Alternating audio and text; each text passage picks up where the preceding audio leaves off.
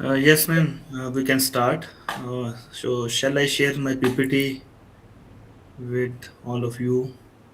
Yeah. Okay, fine, sir. Simi? Yes, ma'am.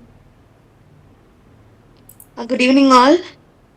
It's my privilege to welcome Dr. Vipul Sharma, Assistant Professor in the Department of Computer Science and Engineering at IK Gujarat Punjab Technical University, Amritsar campus. Dr. Sharma brings with him over 15 years of academic and research experience in the field of computer science. His core research area include machine learning, medical image processing, and computer vision, where he continues to contribute through journal publications, conferences, and scholarly activities. Dr. Sharma has also been associated with various IEEE chapters and academic committees and has received notable recognition for his contributions in research and technical educations. We are honored to have Dr. Sharma with us for today's session. We look forward to benefiting from Sharma sir expertise and insights. A very warm welcome to you, Vipul sir, and over to you. Uh, Thank you very much, Simi ma'am, for introducing me. And a very good evening to all the participants. So, I think my presentation is visible to all, and my Yes, sir. voice is audible. Yes. Okay. So, without wasting much of the time, I will start my presentation. So, the topic that I have chosen for this particular session is sustainability in semiconductor manufacturing. So just wait so that I can make the screen full. Okay. So the title is sustainability in semiconductor manufacturing. So today we will talk about sustainability in semiconductor manufacturing. And if we say semiconductors are everywhere in our mobiles, laptops, cars, all the medical devices, and even now in AI systems. So while these systems or these chips helps become make society more efficient, the process of making them consumes a lot of energy, water, and chemicals. So the big question here is how can we manufacture chips in a more environmentally responsible way? So that is the focus of today's session. So, in this particular session, we will first try to understand why sustainability is important in semiconductor manufacturing. Then, we will look at the main environmental challenges that we face while developing these chips. After that, we will discuss some of the practical solutions, even the role of AI in developing these chips. And finally, we will discuss some future research directions and research opportunities. So we will start with the introduction to semiconductor manufacturing. So semiconductors, as already we have discussed in the introductory part, that they are used in almost everything today: mobiles, AI devices, electrical vehicles, even in 5G systems, healthcare devices, defense systems, and these chips are basically manufactured in special factories. They are called as fabs. So fabs is one term that is basically used for the manufacturing industry of the semiconductors. And one of the main point here is these industries or these fabs operate 24 into 7, and they use very advanced and precise processes for manufacturing. Because of this continuous operation of these industries, they consume a lot of energy, water, and materials. So this is the main challenge. That is, these industries make use of lot of energy, they make use of lot of water, they make use of lot of raw material for the manufacturing process of these chips.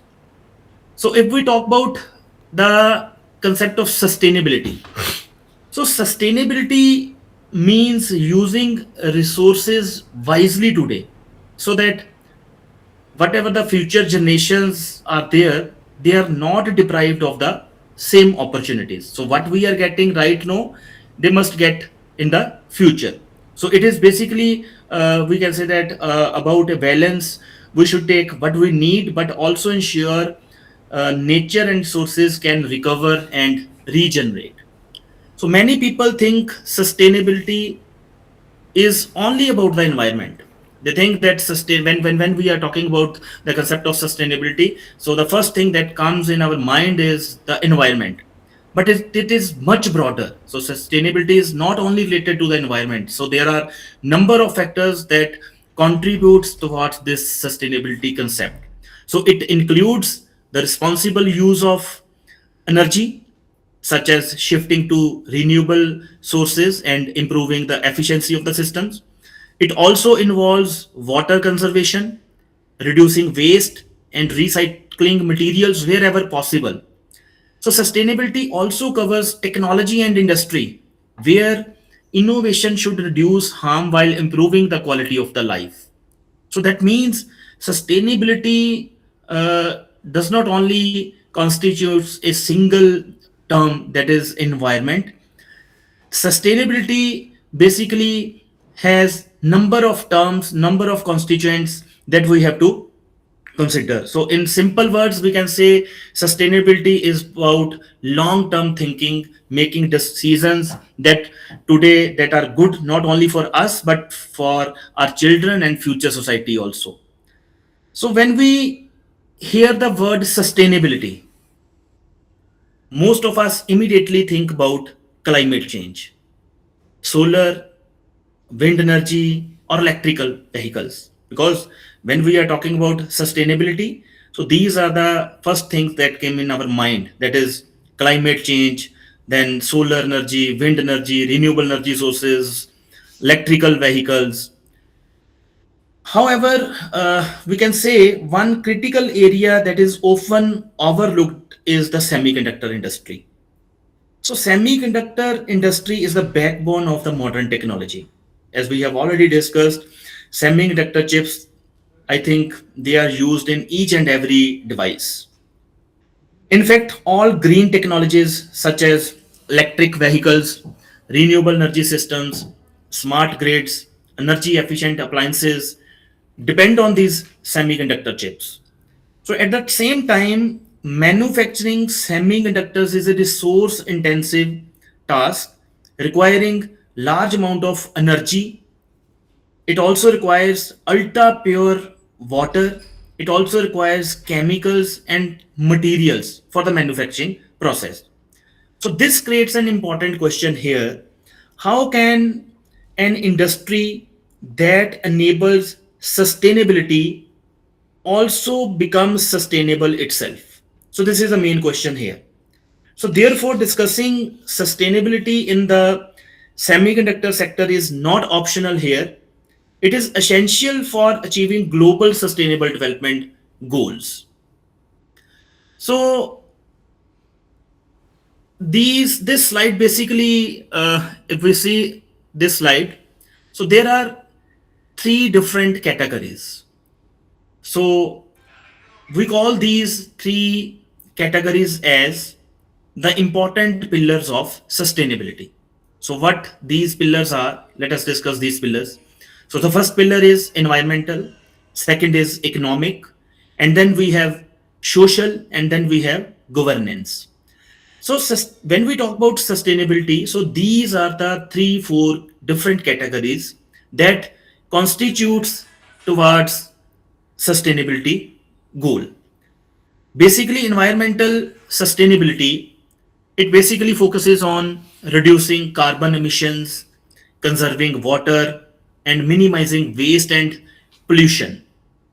If we talk about the semiconductor industry, this is critical because fabrication plants consume large amount of energy and ultra pure water. And also those plants they generate chemical waste. Now second is economic sustainability.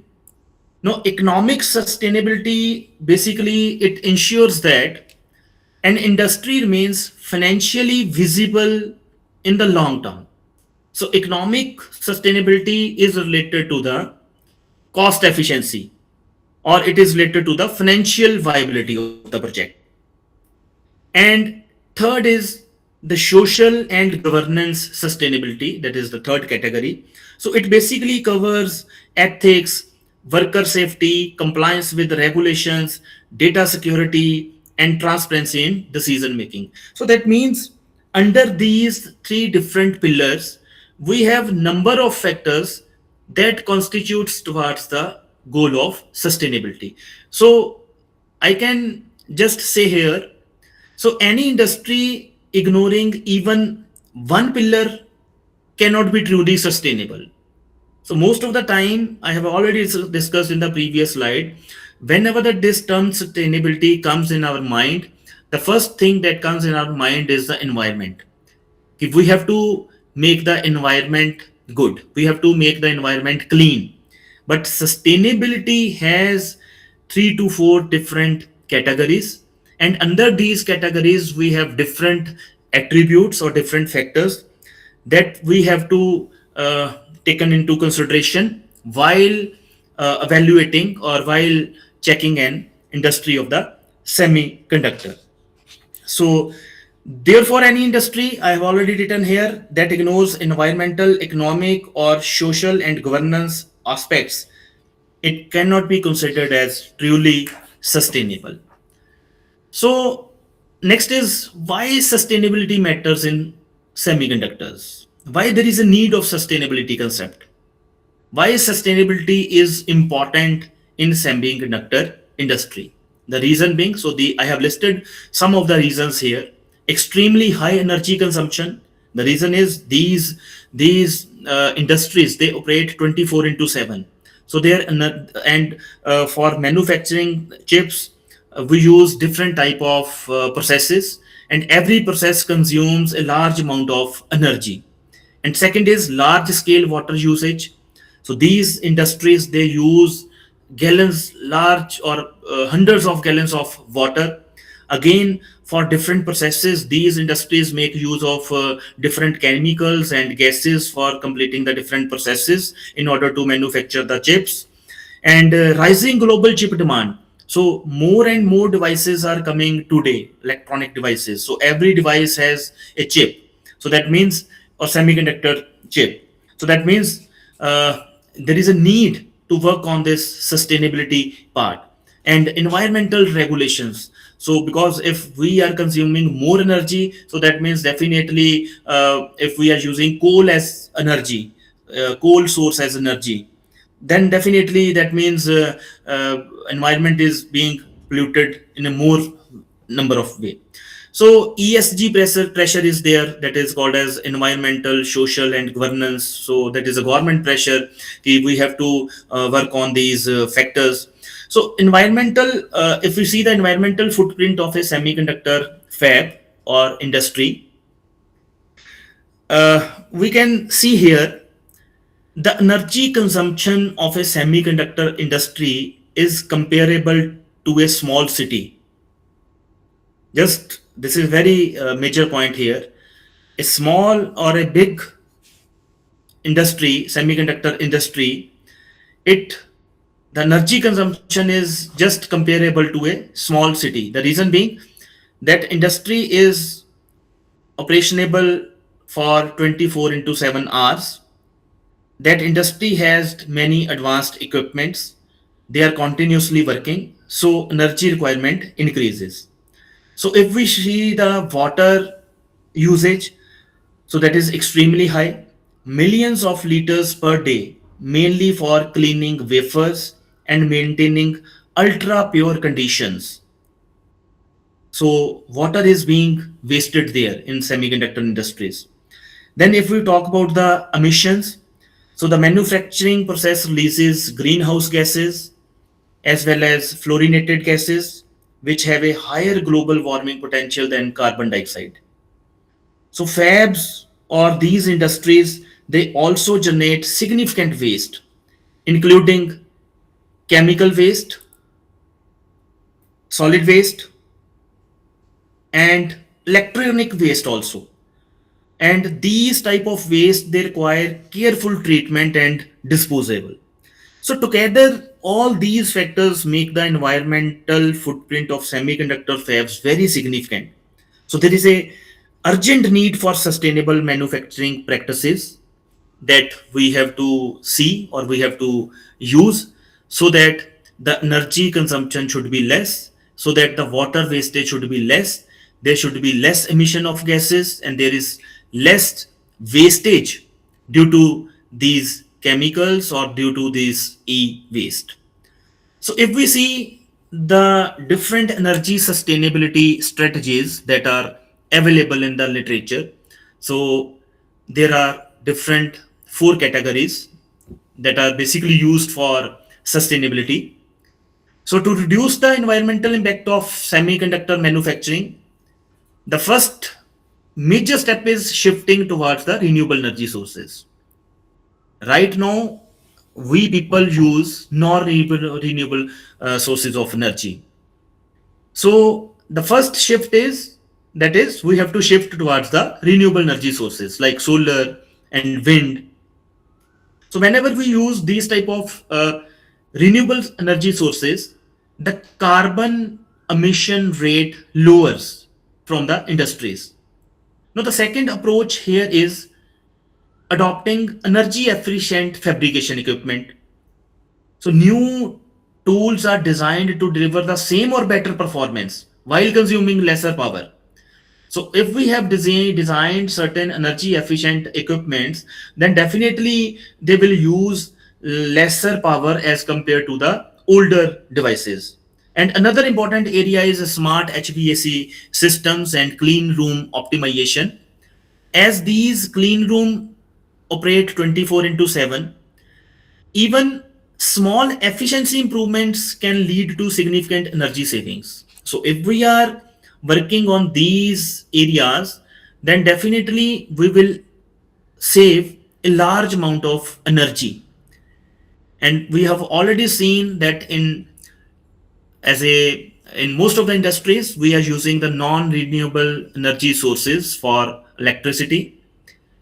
Electricity is being generated from coal, and like in India, the major share is in, I think, in coal.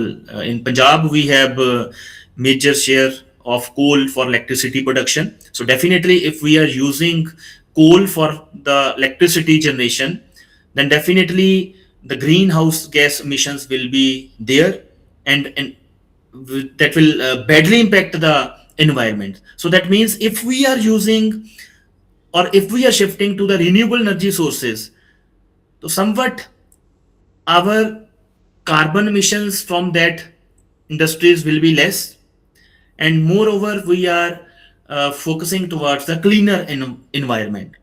So finally, the last point is power usage effectiveness monitoring.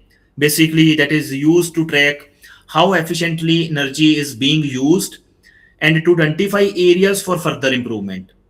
So together, all these four measures help make semiconductor industries more energy efficient, cost effective, and environmentally sustainable.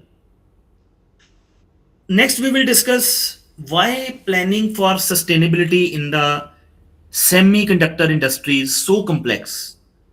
Because if we are discussing here the concept of sustainability in semiconductor industry, so this planning is not very easy. Now let us understand why planning sustainability in the semiconductor is not straightforward. So semiconductors, they are manufactured in highly advanced facilities. So these are not the ordinary factories. They are among the most complex and expensive manufacturing units in the world. We have already seen, because we need clean rooms for the manufacturing of semiconductor chips. So making chips in an environment friendly way sounds good, but in reality it is extremely challenging, because many factors have to be balanced simultaneously. We have to see many factors. I have already shown you in the previous slides the sustainability pillars. So while focusing on the sustainability principle, we have to consider three to four different pillars: economic, environmental, social, and governance. And semiconductor industry, basically it is designed to operate with very tight precision. So even if we are doing a small change in the temperature, water quality, or power supply, it basically affects the chip quality. So when we talk about sustainability, we are not just adding solar panels or recycling water. We are basically redesigning the entire planning philosophy. So another important point here is that decisions made at the planning stage stay for decades. So it is not that I have made one fab or manufacturing industry for semiconductor. So whatever the industry is built, so that will go for a long many years. That industry will operate, or that industry will manufacture the chips. So it runs continuously for many years. If sustainability is ignored at any stage, correcting mistakes later becomes very costly and sometimes impossible. So sustainable planning in semiconductor is complex because the technology is extremely sensitive, the investment is very high, and these factories operate 24 into 7, and the environment decisions directly affect production efficiency. So this slide basically shows the factors due to which the planning for sustainability is very complex. So the first factor is the chip factories are extremely expensive. So building a chip factory costs thousands of crores of rupees, and once built, that industry runs for number of years without stopping. So it is not like I have built one manufacturing industry and I can stop that manufacturing industry just because of I need sustainability. Because if I am stopping that industry, then definitely there is financial loss for not manufacturing the chips during that period of time. So planning must be done very carefully and far in advance, so that later on we don't get sustainability problems in that industry. Second point here is why sustainability in semiconductor is complex is they use a lot of electricity and water. So huge amount of electricity, very clean water is required. So using renewable energy or recycling water is good for the environment, but it is difficult to manage without affecting production.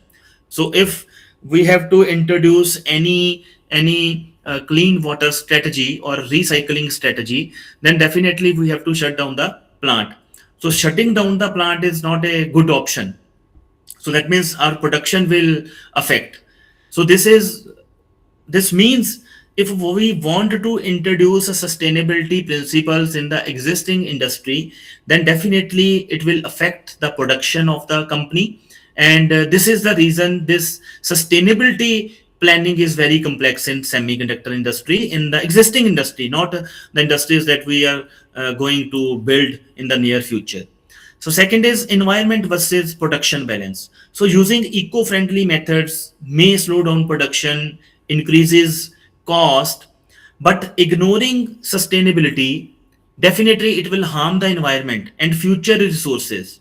So we have to find a balance between making chips fast, and at the same time we have to see whether by making use of that process we are protecting the nature, because we have to protect the environment also. So we have to use the processes in such a way so that they contributes towards the sustainable development. Other point that contributes towards the complexity of sustainability planning is many materials and chemicals are used. So while making the chips, hundreds of chemicals and gases are used. So these chemicals are very harmful if they are not handled properly. And even managing the waste of these chemicals is very expensive and complicated process. So we have to plan, and we have to ensure the safety, the environmental protection, and smooth production at the same time. Another factor that makes this sustainability in semiconductor complex is too many people and companies are involved. Now, if we want to make a single chip, number of peoples are involved. Raw material suppliers are there, machine manufacturers are there, transport companies are there, even the different states have different rules of environmental protection. even customer requirements are different. So making everyone follow green practices is very difficult. We can only tell one of the companies, like if some transport company is there, we can forcefully tell that person ki yes, follow the sustainability principles. But as many people are involved in companies, manufacturing companies, semiconductor manufacturing companies, so it is not possible for everyone to follow these sustainable practices. Another factor that is very important, that is rules are different in different countries. Each country has its own environmental laws, so a company operating worldwide must follow many different rules.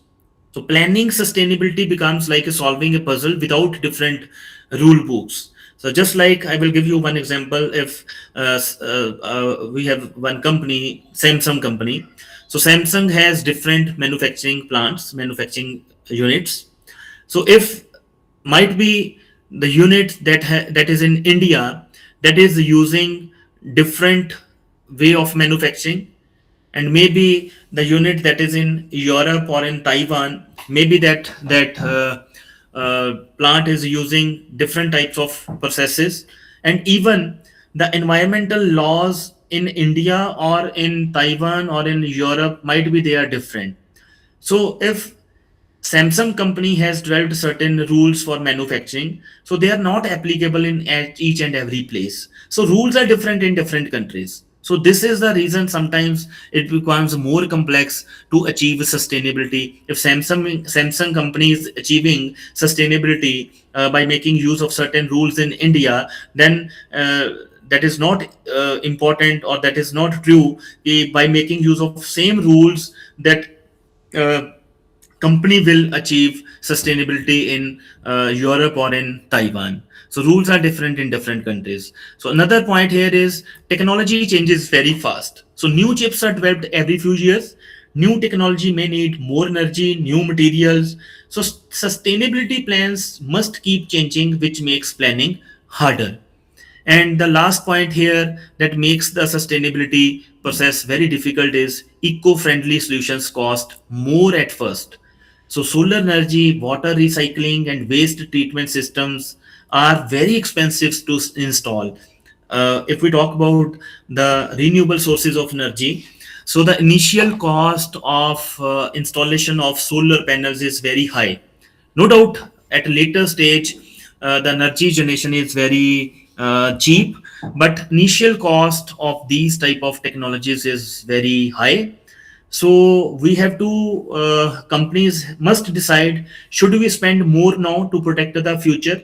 So this is the main goal of the sustainability, because in sustainability we have already seen in the definition, that is the main goal is there, we have to protect the future so that future generations can does not harm with these ill effects of the environment. So planning sustainability in the semiconductor is industry is difficult because it must protect the environment without stopping or slowing down the world's most advanced and expensive manufacturing process. This is just like an example. We are running a hospital 24 into 7 while saving electricity, water, and managing waste without affecting patient care.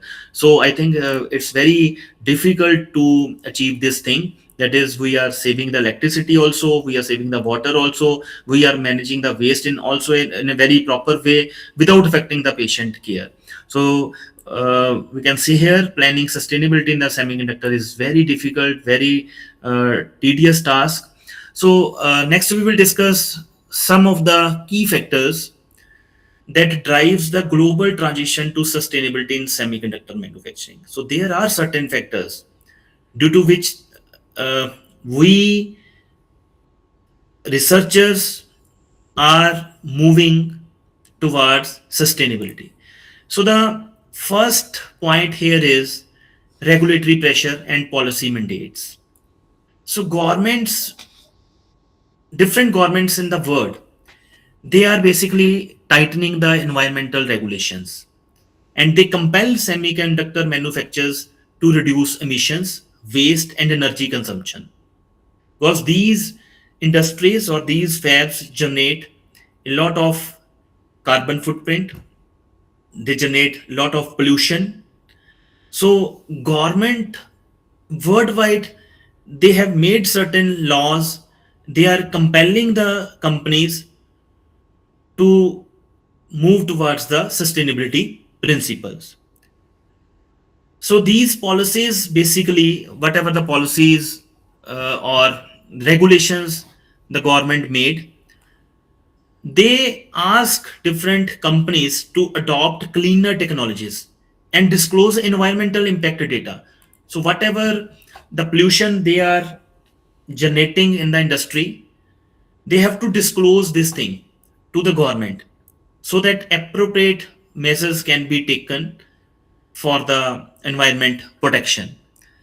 The another driver that is moving industries towards the sustainable principle is energy intensity of semiconductor fabrication. So we have already seen in the previous slides that semiconductor industries are among the most energy intensive facilities globally due to clean rooms, different processes that are used for the chips making. They use plasma systems, they use vacuum pumps, and there are cooling systems that run 24 into 7. So this leads manufacturers to invest in renewable energy sourcing. So if we are using renewable energy sources, then definitely we are targeting the sustainable development principles, because by making use of renewable energy sources, we are conserving the non renewable sources of energy. So the next is water usage and circular economy practices. So water is very critical in wafer processing. Water is required for number of processes while making the chips in fabs. So closed loop water recycling to reduce fresh water extraction and zero liquid discharge initiatives, they are being used in the industries for towards the goal of sustainable development. Next is the waste reduction and materials management.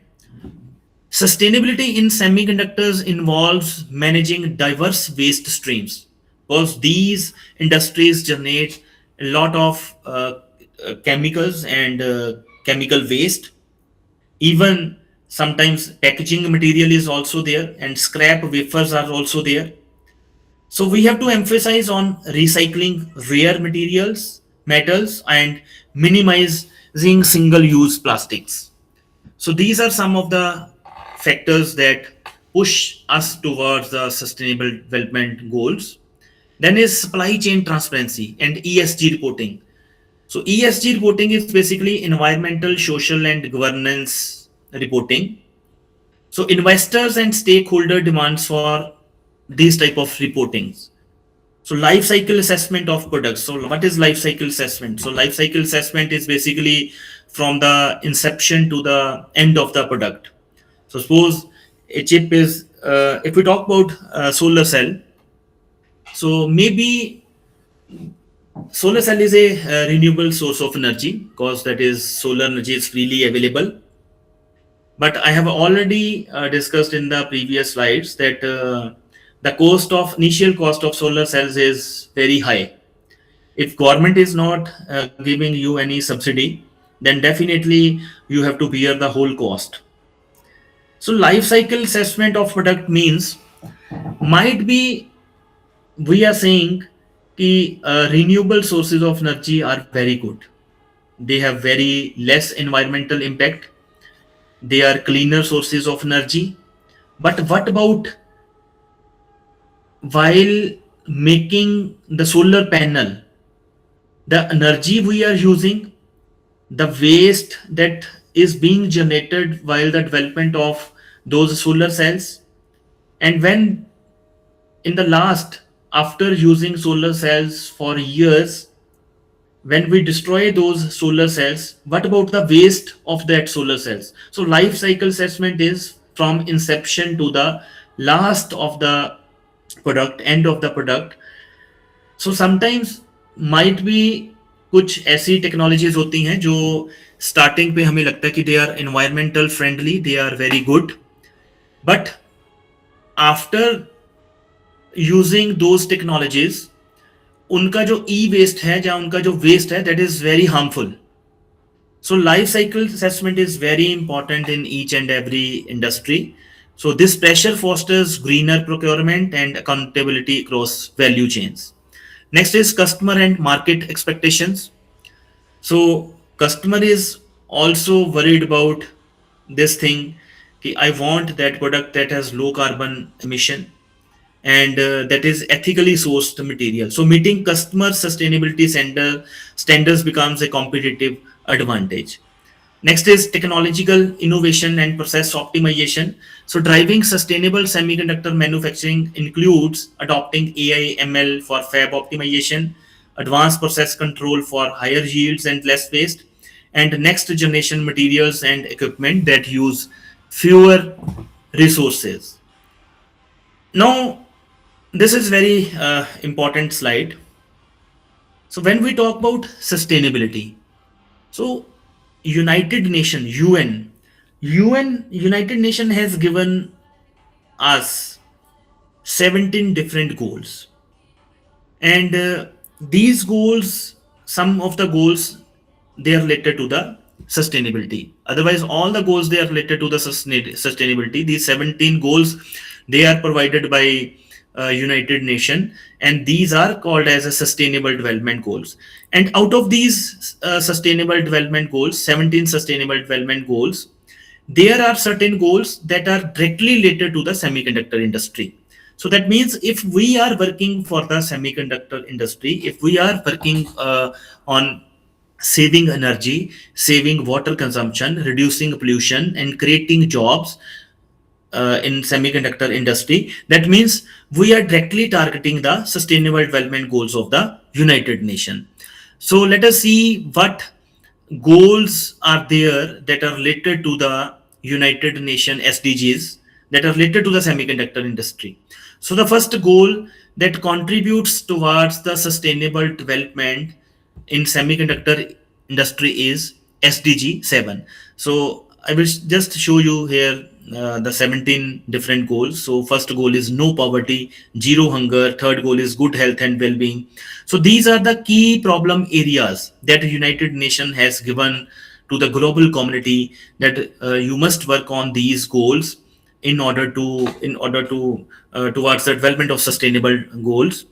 So out of these 17 goals, SDG 7, this affordable and clean energy, this is directly related to the semiconductor industry if we are working for this. So this goal basically ensures access to clean and sustainable energy. So what is the industry role here? So we have already seen in the previous slide that chip factories consume large amount of electricity, and countries like India can power new factories using solar and wind energy. So that means India. Now, if India is using solar energy and wind energy, so these both sources of energy are renewable sources of energy. So if we are using renewable sources of energy in the semiconductor industries, then definitely we are reducing the pollution, we are reducing the energy, and we are reducing the long term costs also. So higher solar potential in India is there, that allows factories to run on renewable energy from the start. So if we are manufacturing, or if we are building industries in India, and if we are अगर हम starting पे ही उन industries, if we are using solar or wind energy for energy related task, अगर हम इनको use कर रहे हैं, then definitely we are targeting this goal, SDG 7. So SDG 7 means affordable and clean energy, and affordable and clean energy only we can get if we are using the renewable sources of energy. Then the next goal that is directly related is SDG 6, clean water and sanitation. So the goal is ensure sustainable use of water resources. So this goal is saying that ensure sustainability of water resources. So in semiconductor industry, we are using ultra clean water for chip manufacturing, and if we are using some recycling systems that can reuse 70 to 80% of water, so that means it is basically reducing the pressure on local water sources. So that means directly in the semiconductor industry, we are achieving this goal, clean water and sanitation, if we are recycling the water. So global comparison, if we can say, is in countries like Taiwan and Japan, they lead in water recycling. They uses certain strategies. uh, they reuse 70 more than 80% of water that is used in the semiconductor industries, and they are targeting this sustainable development goal 6, clean water and sanitation. Next is sustainable development goal 9, industry innovation and infrastructure. So here, the main goal here in SDG 9 is build resilient infrastructure and promote innovation. So how we can achieve this goal? How we can contribute towards the United Nations Sustainable Development Goal 9 in semiconductor industry? We have already seen that chips are the backbone of electrical vehicles, healthcare systems, and smart infrastructure. So if we are encouraging R&Ds, startups to make advanced manufacturing systems, then definitely this innovation will lead to sustainable growth. So that means if we are developing new systems, new manufacturing units, and we are developing new startups, that basically leads to sustainable growth. So that leads to SDG 9 of United Nations. Then is SDG 8, Sustainable Development Goal of United Nations, decent work and economic growth. So this goal is basically related to promote inclusive and sustainable economic growth. Now, how semiconductor industry is contributing towards this role is creates high quality jobs. So in manufacturing units of semiconductor chips, large number of engineers are there, technicians are there, researchers are there, manpower is there. So that means we are generating the workforce. So decent work and economic growth. So if anybody is working in those factories, that person is getting financial benefit. So कहीं ना कहीं हम economic growth की तरफ भी वहां पे जा रहे हैं. So we have in India, we have large young workforce, and if we train that workforce, then definitely that leads to the social sustainability. So the another goal that leads to the sustainable development is SDG 12, that is responsible consumption and production. So this goal basically tells that we have to reduce waste and use resources efficiently. So how semiconductor industry can achieve this goal is recycling of chemicals, water and materials wherever it can be done. So reduction of waste, design of chips that last longer and consume less power. So we have to manufacture chips in the industries, semiconductor industries, so that they consume less power. So Europe leads in strict rules. So India can also integrate circular economy models from the beginning. So if we are developing those type of chips that consumes less power, if we are working on the recycling of chemicals, waters and materials, so that means we are directly targeting the sustainable development goal 12, and we are basically contributing towards this goal of the United Nation. So last goal here is sustainable development goal 13, that is related to the climate action. So that is take action to combat climate change. We have already seen in the previous slides that semiconductor industries generate a large amount of carbon emissions. They generate large amount of e-waste or pollution.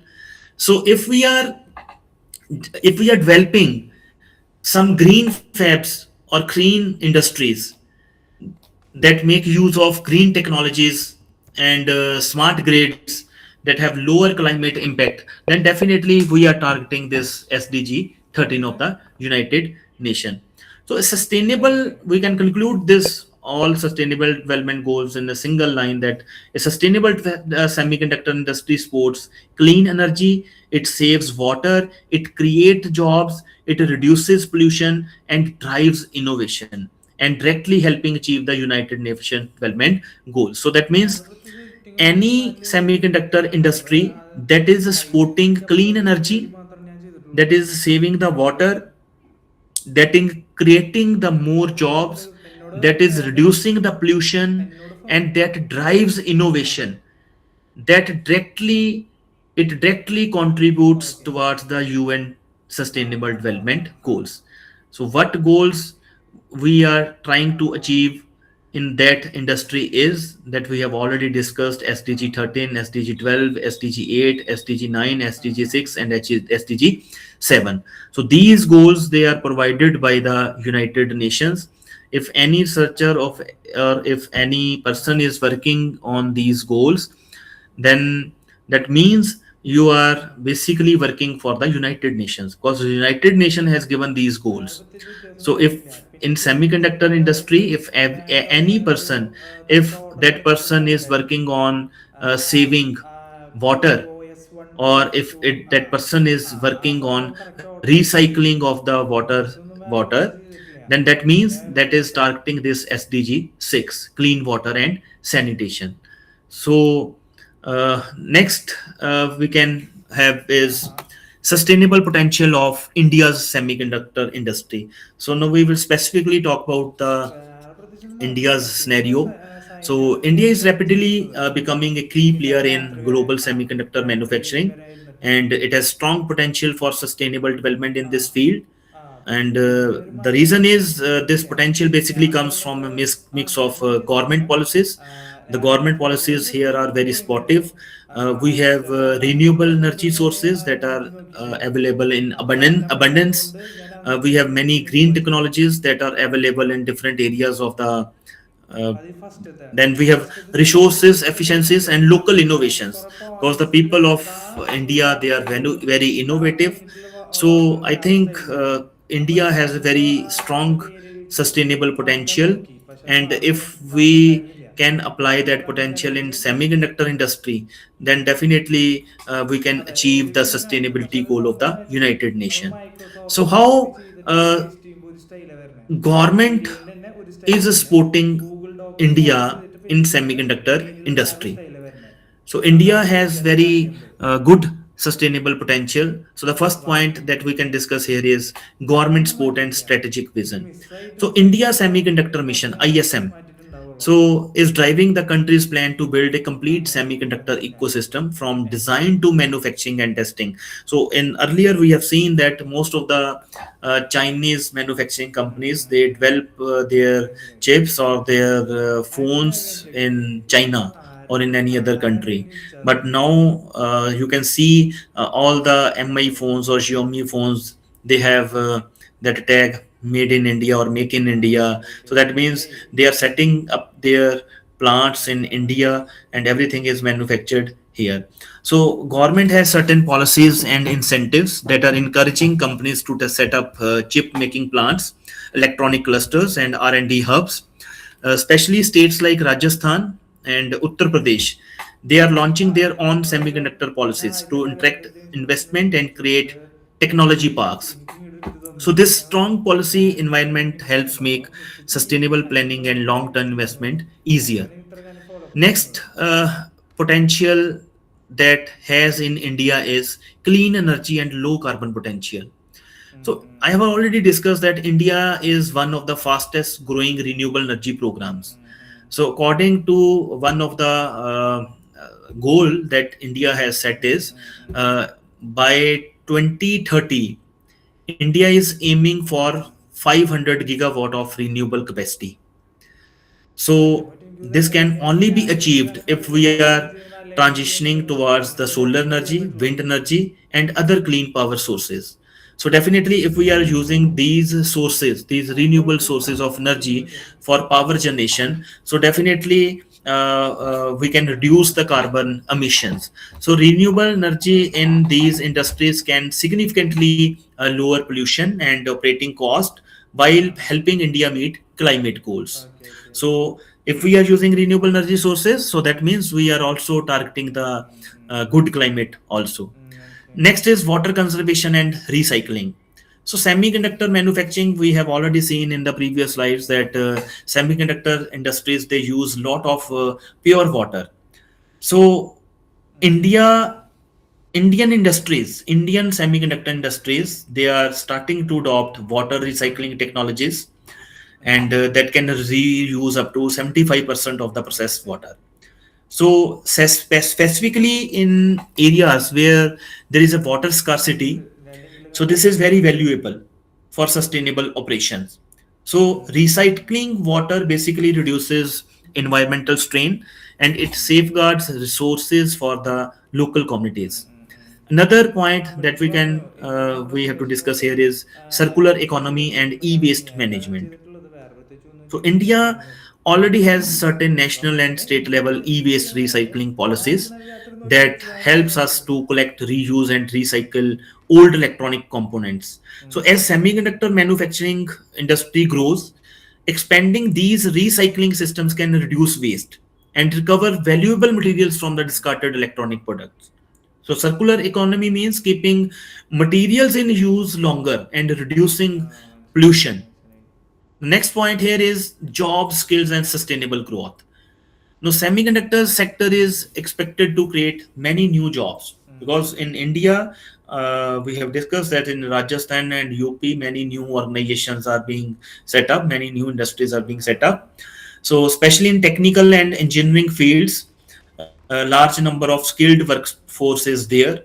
So, even different organizations, they are giving different training programs, and the university industrial partnerships are building expertise in cutting edge technologies and green manufacturing. So this is the social sustainability like good jobs and educations that basically leads to the long term sustainable development. And the sixth point here is local supply chains and reduced import dependency. So in India is basically encouraging local production of key materials and components instead of relying on imports. So earlier, most of the industries, they were importing different components, different chips for the manufacturing of devices. Now in India, many industries, they are self-dependent. They are making their own products. So this basically reduces emissions from transportation. So uh, if we are basically if we are importing products from different countries, then definitely by means of transportations, if that aeroplane is carrying those parts, then definitely some pollution or these emissions will be there, and we are targeting to reduce these emissions. So India's semiconductor industry contributes sustainability in three big ways.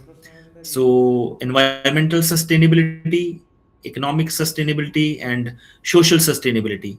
So how India is achieving this environmental sustainability, that is by clean energy, by making use of renewable sources of energy, by means of water recycling, and by using of waste reduction.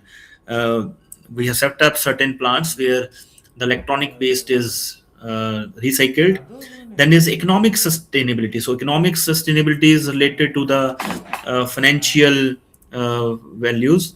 So by boosting jobs, investment, and high value manufacturing, India is targeting the economic sustainability. Then is the social sustainability. So by creating skills and opportunities for future generations, we are targeting social sustainability. So these are the three categories that India is targeting: environment sustainability, economic sustainability, and social sustainability. And another category is G, that is governance. So under governance, the government has already so many policies for using renewable subsidies for using of renewable sources of energy. So that comes under governance. So then is semiconductor sustainability. If we talk about sustainability in India versus other countries, how sustainability in India is different from the other countries. So different countries, they have different ways of manufacturing, because every country has different type of resources, different level of the technology and different priorities.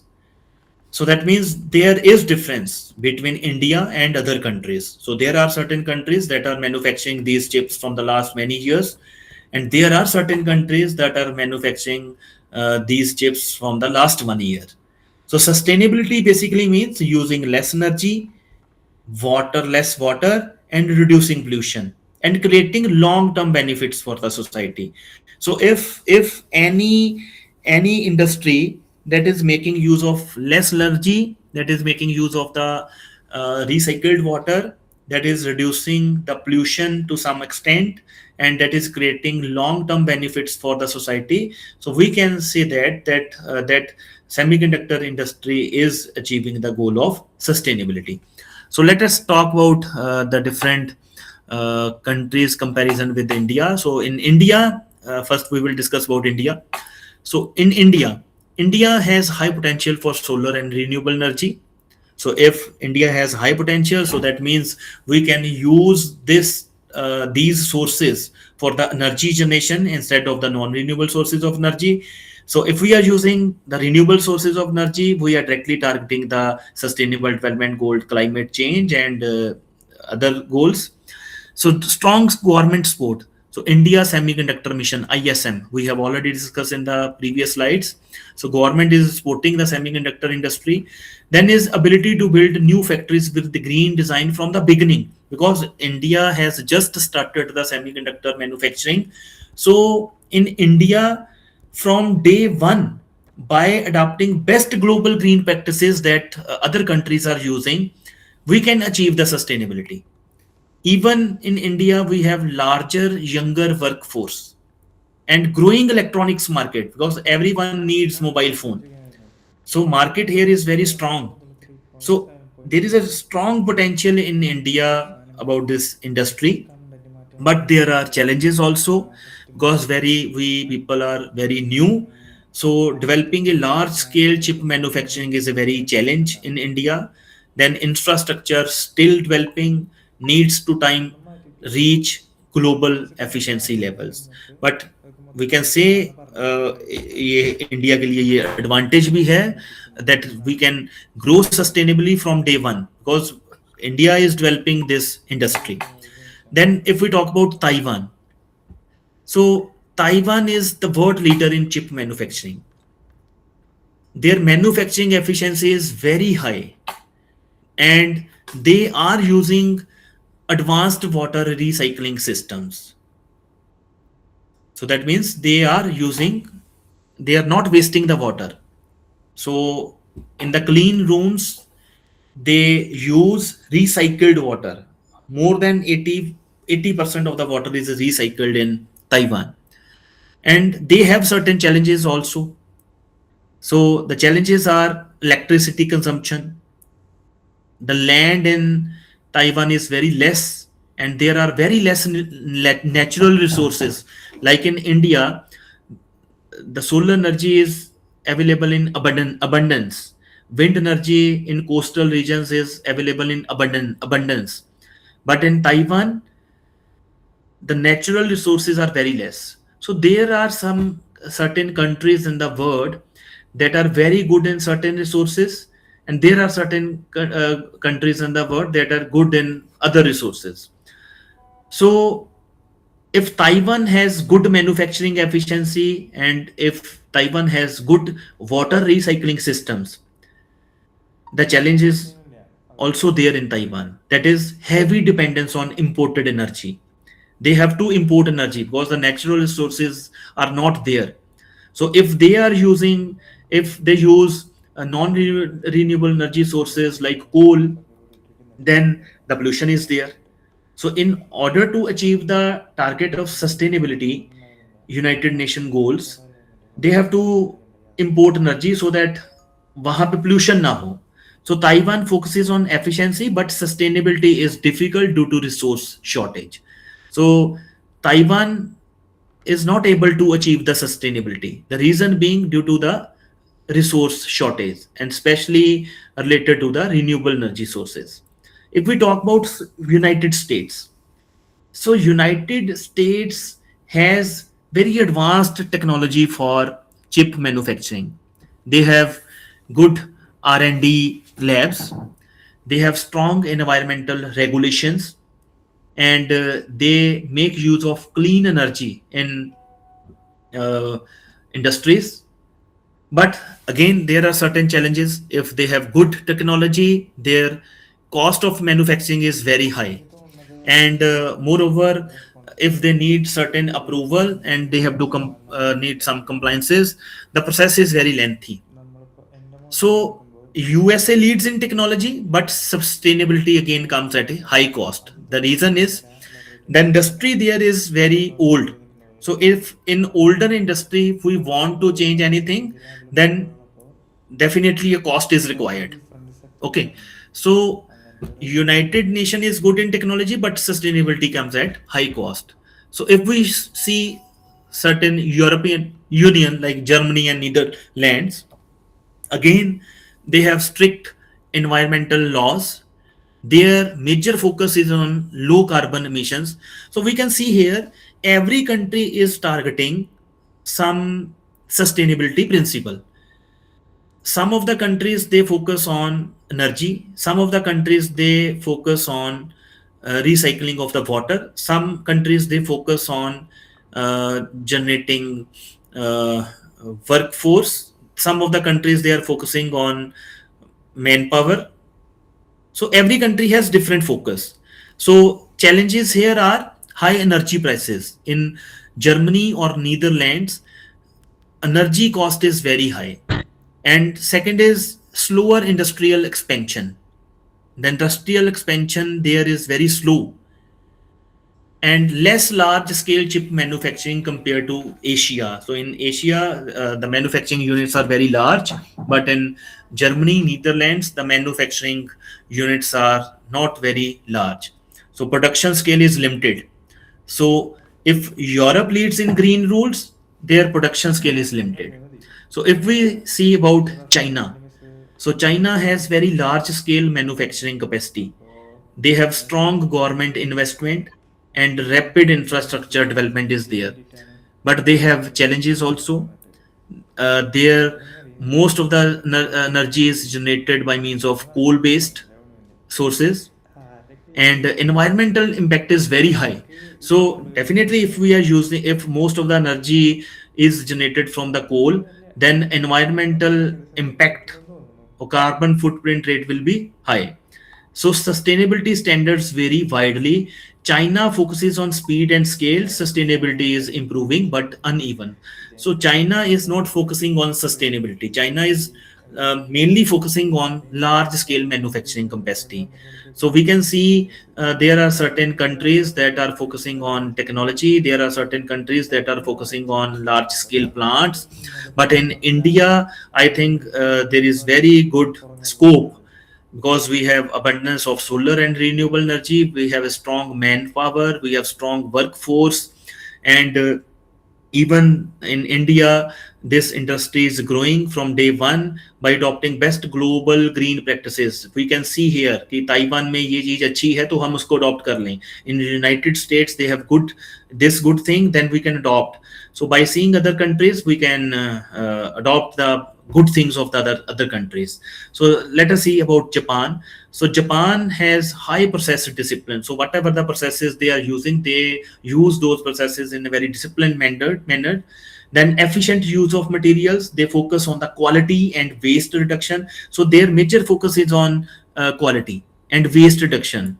And the major challenge here is aging infrastructure because Japan is manufacturing these semiconductor chips from the last many years.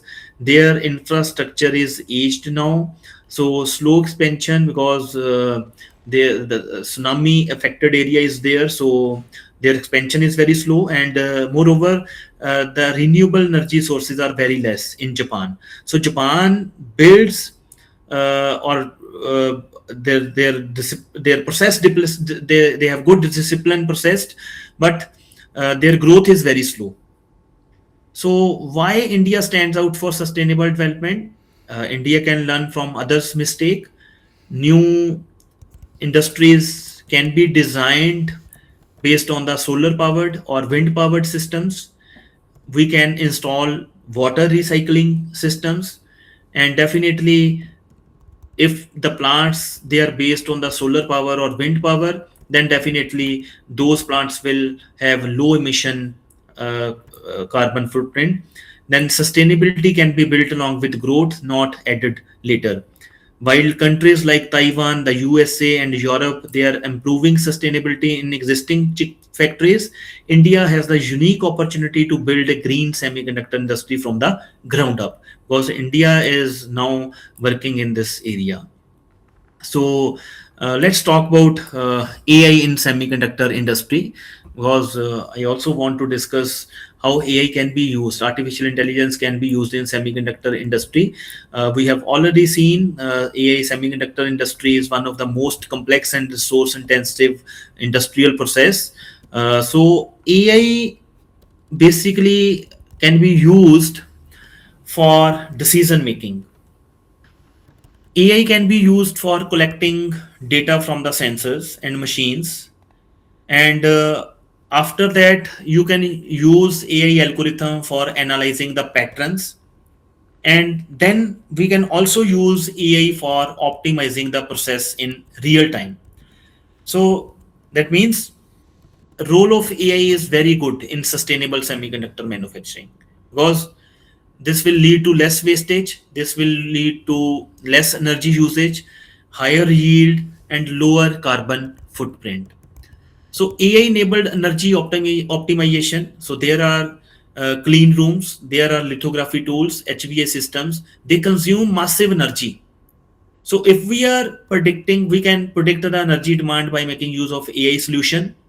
Even the equipment uses can be optimized by making use of these AI solutions. Like we have different HVAC systems, heating, ventilation, and air conditioning. Lighting systems are also there. So we can optimize those HVA systems whenever, if heating is required, or if ventilation is required, if cooling is required, we can use certain sensors, and after collecting the data, then only we can switch on those ventilation systems. So sustainability impact in this is reduced electricity consumption. So if we are using sensors for monitoring, then definitely the equipment will on only in that case when it is required. So definitely electricity consumption will reduce if we are making the use of AI based systems. So we can use AI for water management and conservation. As we have seen, semiconductor industries consumes millions of liters of ultra pure water daily. So we can monitor the real quality of the water. We can predict the contamination. If the water is not contaminated, we can use it again by making use of these artificial intelligence technology. And certain sometimes there is a water leakage, and we can use again some sensors that detects the water leakage, so that water is not wasted. And we are targeting some sustainability measure by making use of AI. Then is AI based yield optimization and waste reduction. So defective chips leads to material and energy waste. Whenever there is a defect in a chip, that leads to material waste, energy waste. So we can use AI solutions like computer vision technologies for the defect detection, and pattern recognition techniques for wafer inspection, wherein these technologies we can use to identify any defect in the product, not by seeing manually defects in the chips. So definitely best chip is the one that does not need to be remade. So predictive maintenance using AI, traditional maintenance, basically whenever we required maintenance, तो उस time पे most of the time we are using the traditional maintenance techniques like uh, scheduled or reactive. So might be if we want to maintain any process or maintain any facility, it at that time we have to shut down the process, so that reduces the production. So AI driven predictive maintenance basically predicts equipment failure before it occurs. It schedules maintenance optimally and it extends tool lifespan. So these are some of the areas where you can use AI for in semiconductor industries for maintenance, for AI based yield optimization, for waste reduction, and even for AI enabled energy optimization. So these are some areas. I will share presentation with you all so that you can see in detail. Next is sustainability in semiconductor industry. So this slide basically shows the traditional approaches and the sustainable approach that is being used in semiconductor industries for achieving sustainability. So earlier in traditional approach for energy, grid power was used, but nowadays in sustainable approach we are using the renewable energy sources. So if we see the water, the consumption was very high and minimal recycling was there in traditional semiconductor industries. But nowadays the industries that are using the principles of sustainable, they are using the closed loop recycling systems for water recycling, wherein they are using 80% of the recycled water. Then if we see about the chemicals, in earlier semiconductor industries a large amount of chemicals and gases were released that directly impacts the environment. But nowadays the gases or the chemicals, they have very low impact and they are abated chemicals. And then is waste. According to the semiconductor industry, they are generating a large amount of waste. So earlier that waste was disposed of, but nowadays in sustainable approach, we reuse that waste. We recover any part that can be used later on. So circular flaws are there. So this is basically a different between the traditional approach that we use in semiconductor industries, and this is the approach, sustainable approach that we are using right now in the industries that are moving towards sustainability. So in conclusion, semiconductors are the foundations of the modern technologies. However, semiconductor manufacturing is energy intensive, water intensive, and chemically complex that creates serious sustainability challenges. We have seen that in sustainability, there are three pillars of sustainability. One is environmental, economic, social, and governance. So all these three pillars have different attributes, different factors that we have to achieve. We have global pressure from the government, investors, customers, and climate goals that drive us to move towards sustainable semiconductor manufacturing. Artificial intelligence and smart manufacturing plays a critical role in reducing energy consumption. Moreover, India has a unique opportunity to build a sustainable semiconductor ecosystem from the ground up, and sustainable development goals we have to see that are provided by the United Nations for the long term technological and economic growth. And if we talk about some future research directions, these are some of the research directions where people can work or researchers can work. First is the AI driven sustainable fab optimization. So fab is basically industry manufacturing unit. So we can use advanced AI/ML models for real-time optimization of energy, water, and materials. Because in semiconductor industry, these are the three main things: energy, water, and material that is being used. So if we are using certain machine learning models for the real optimization of these components, then definitely we are achieving the goal of sustainability.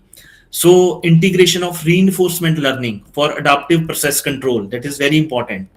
Then uh, people can work on green materials and eco-friendly chemicals. We have seen that in different processes of the chip making, there are chemicals that are being used. So developing green material and eco-friendly chemicals is another research area where people can work. And then is next generation water management systems. As we have seen that there are certain countries in the world that are using recycled water, That is, they are using 80 to 90% of the water. Like Taiwan is using recycled water. So next generation water management system is another area where people can work. Another area is renewable energy powered semiconductor industries. So we can use solar energy, wind energy, or green hydrogen. That can be these type of sources can be used for energy generation, because these semiconductor industries work for 24 into 7.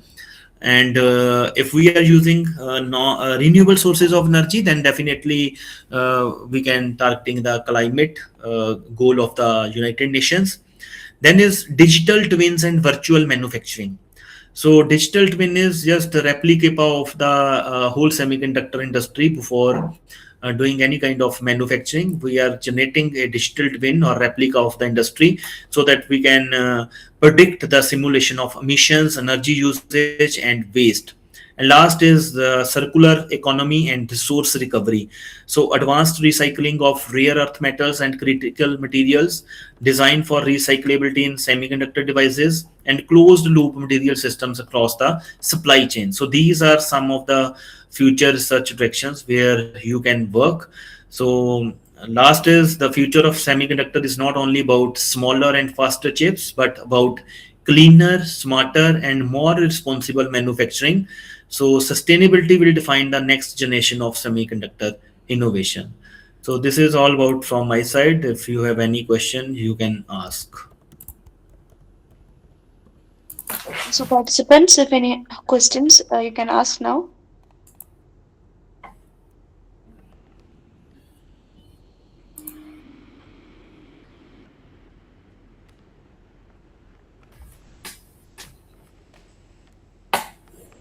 So, sir, I think no more questions.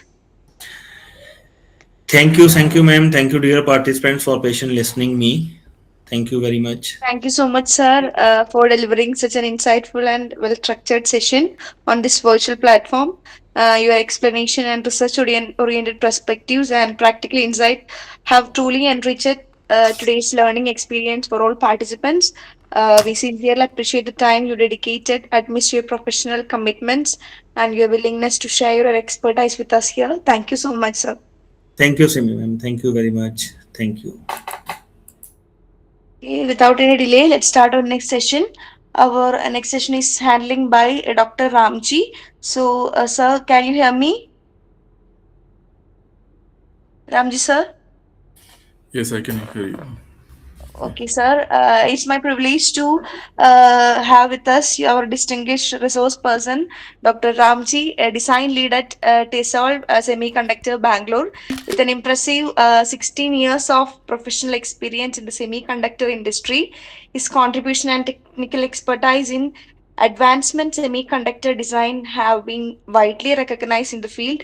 We are grateful to have Dr. Ramji with us today to share his insight and knowledge, which will certainly add great value to our academic and professional understanding. With immense pleasure, I welcome Ramji sir to commence today's session. Welcome, sir. Over Yeah, to you. thank you. Thank you.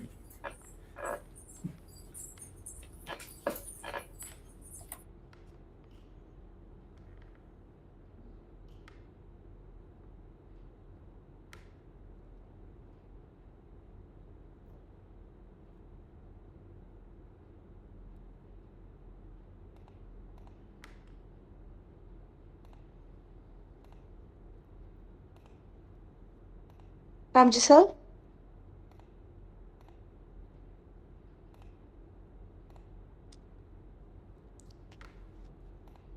Ramji sir, can you hear me? Yeah, 1 minute. Is my screen visible? Just Yeah. give me a Yes, minute. sir.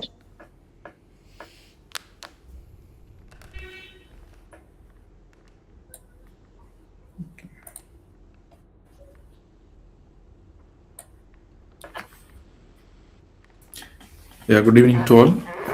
So myself, as I introduced, Ramji. Okay. So I'm currently working in Tessolve Semiconductor as a design senior design lead. So today's topic is design for testing or design for testability. It's part of the VLSI semiconductor domain. So, how many of you aware of this? What is DFT or design for testability? Anybody can be interactive also. You can ask any queries. Okay, during this session. Okay. So today also we'll talk about this DFT. Okay, today the contents are mainly will be discussing what is DFT, the different types of DFT methods, and what is introduction to the DLSA design flow advantage. Then what is observability, controllability, what is the difference between RTL and at least what are the fault model, then what are the DFT techniques, and so these are the major contents today we are going to discuss about. So introduction. Okay. So before going to introduction, let me talk about the some basic. Then only you may get some idea about this. Okay. Let me take screen.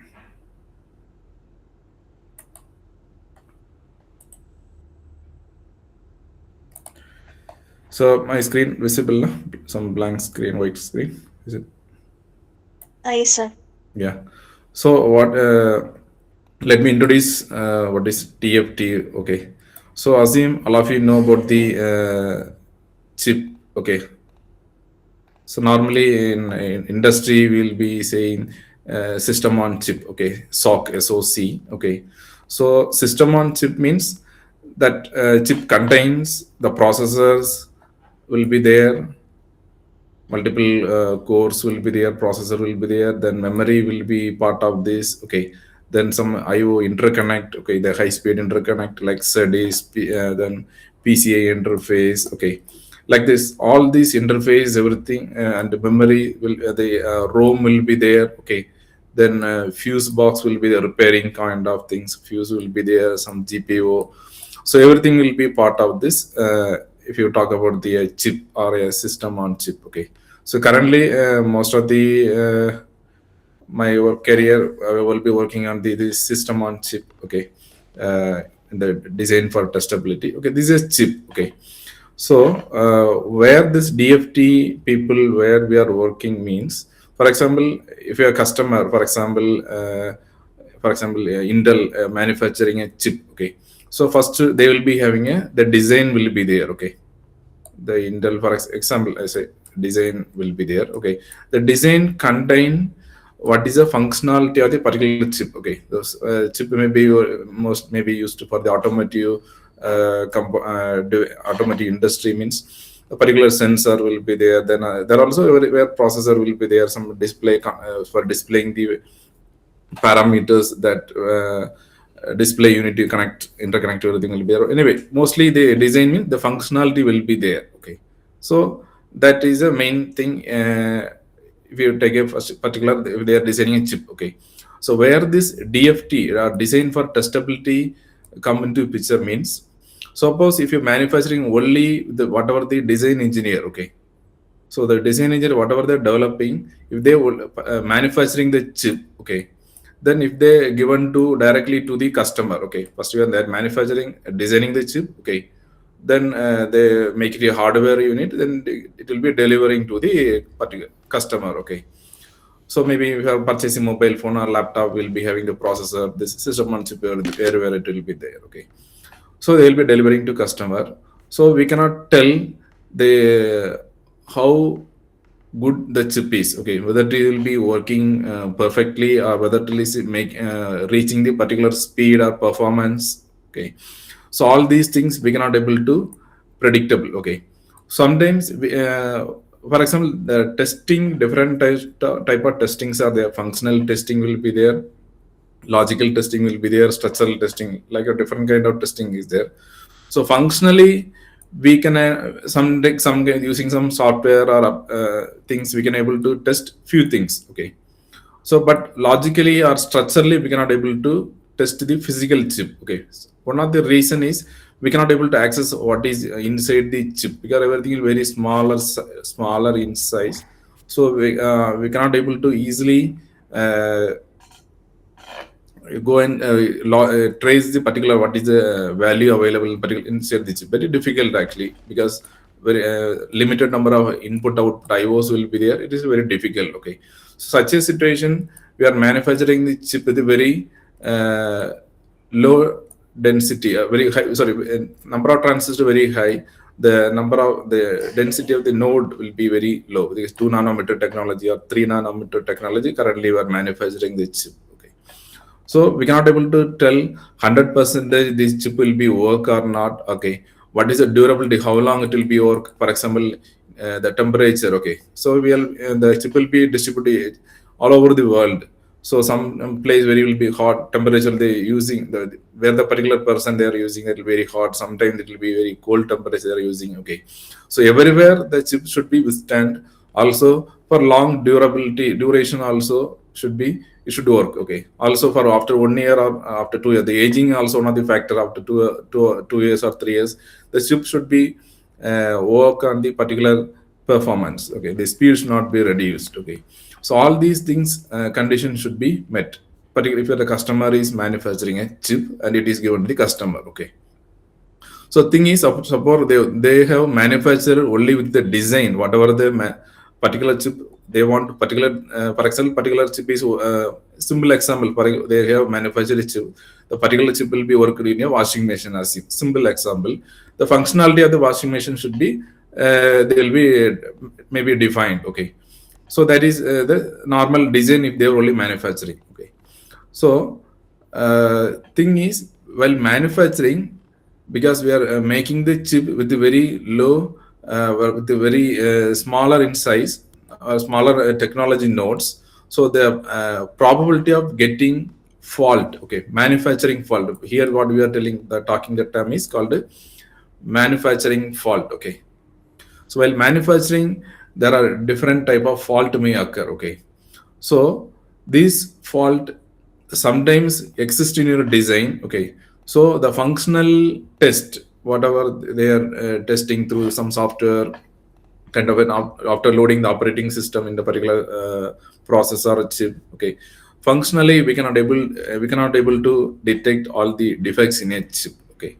so sometime if they given to a particular customer, after that it may affect actually.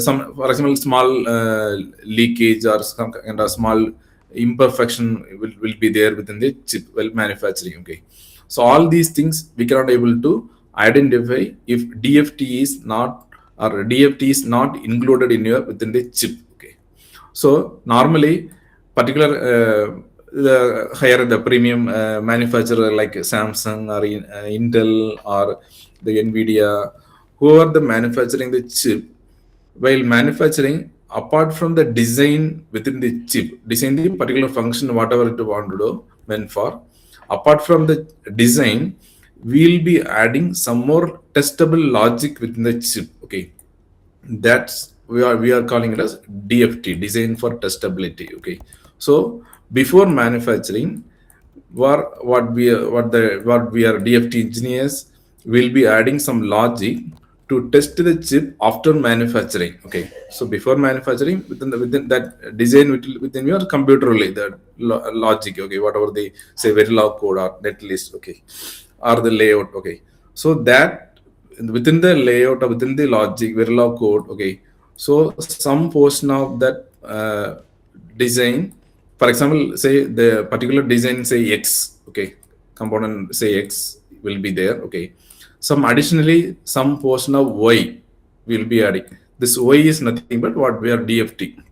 This is used for the manufacturing, to identify the manufacturing chip. Okay, so we'll be adding this kind of Y, some other logic for testable logic added within the design. Then we will be going for manufacturing. So manufacturing nothing but we are making the hardware. Okay, physical hardware will be making. Okay, so during manufacturing, we may hardware making, we may get sometimes some manufacturing defects or fault may occur during your manufacturing process. Okay, these fault during it may occur, may not be occur. Okay, so sometimes the fault is there means that faulty chip we should not be shipped to the customer. Okay, that we need to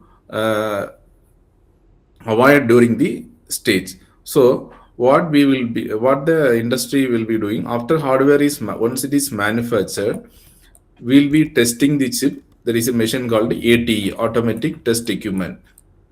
So this test equipment will be test the chip. Okay, so this chip will be kept in the ATE machine. Okay, so it will tell whether the chip is good or bad, or it will be good chip or faulty chip. Okay, if it is a good chip, then they will be delivered to the customer. Okay, so the particular industry people are who are the manufacturing, they will get some good goodwill about this chip actually. So there is will be a problem of getting defects will be very less. Okay, so we'll be while manufacturing, we'll be adding this particular DFT logic.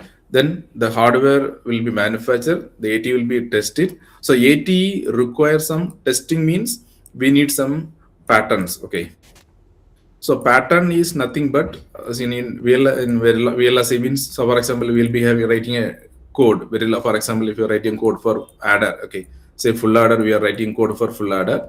So we'll be giving some stimulus. Okay, or input actually we'll be applying. For example, if it is inputs are 0 0, what is the output? Okay, so we'll be writing some test bench for this code actually. Then so pattern, the test bench means nothing but only input. Okay, pattern is nothing but will be giving particular input, also what is the expected result. Okay, so for example if you are giving 0 0 means output sum will be 0, carry will be 0. That is the expected result. Okay, so that means the input also respective output also will be delivering, will be generating before the when you are designing the chip. That patterns, okay, that is nothing but pattern input as well as what is the expected output, that will be loaded to your the chip, this AT machine. That is the input for the AT machine as well as the physical chip. So once it will be test based on this only, it will be telling that is a good chip or bad chip. Okay, once it is good mean, that will be given to the customer. Okay, so this is a basic or thing happened in the VLS industry for while manufacturing. Okay, before manufacturing as well as after manufacturing. Okay, so where the DFT is involved, design for testability. Okay, so this only we are going to today discuss. Okay, so we can start from here. This is a basic introduction. Okay, so one more example, if I want to tell what is DFT, here it is means, for example if you are saying this is manufacturing a chip means nothing but a construct a building. Okay, house. Okay, for example if you are constructing a house, sometimes small cracks will be there. Okay, building like this only, someday may happen, small may not be happen. Okay, similarly when you are manufacturing the chip, we may get fault may occur, fault may not be occur. Okay, so after constructing a house, okay, if you want check anything means some, for example like this, we'll be applying the, for example in order to detect these defects. Okay, manufacturing defects only we are adding the DFT. Like so, for example in a building we are keeping some camera to observe the any third party people entering inside, any problem is there, or like this only. DFT logic is within their chip. What will be what we can do in, we can uh, exactly monitor what is happening within the chip. Okay, so when we are applying some known input, we are checking what is the expected output. Okay, so if it is correct means we can tell that, so during this manufacturing there is no defect. Okay, so we can given to the customer. So that is the thing about the DFT. Okay, so this is the main thing, main core concept of the DFT. Okay, so today we'll be see in detail the further slides. Okay, for having any queries, you can stop me and ask. Okay, can. So just introduction. Okay, the problem with the manufacturing IC. Okay, so currently the density issues. Okay, when you're manufacturing, density issue means here, for example, there'll be around 100 millimeter square chip or 200 millimeter square chip. So for example, density issue means we are using a very low nanometer technology. Okay, So, but the gate size, number of flip flop or gates within the chip will be very high. Okay, so it will be in the crores. Okay, maybe 2 crores, 3 crores flip flop or logic gates will be available within the chip, but the size of the each node or logic is very small. That is 2 nanometer, 3 nanometer chip. Okay, for example, recently one of the project we have worked for around the 400 nanometer. Okay, so there are around 5 billion transistors are there actually. So this is one of the main reasons. So technology is less, the probability of getting defect or fault also will be more. That is one of the problem in the manufacturing IC. Okay, then software issues. Okay, so when manufacturing issues, we'll be using some EDA tools will be there. So the EDA tools also able to identify the problems. Okay, able to cope up with the technology, lowest technology. That is another issue.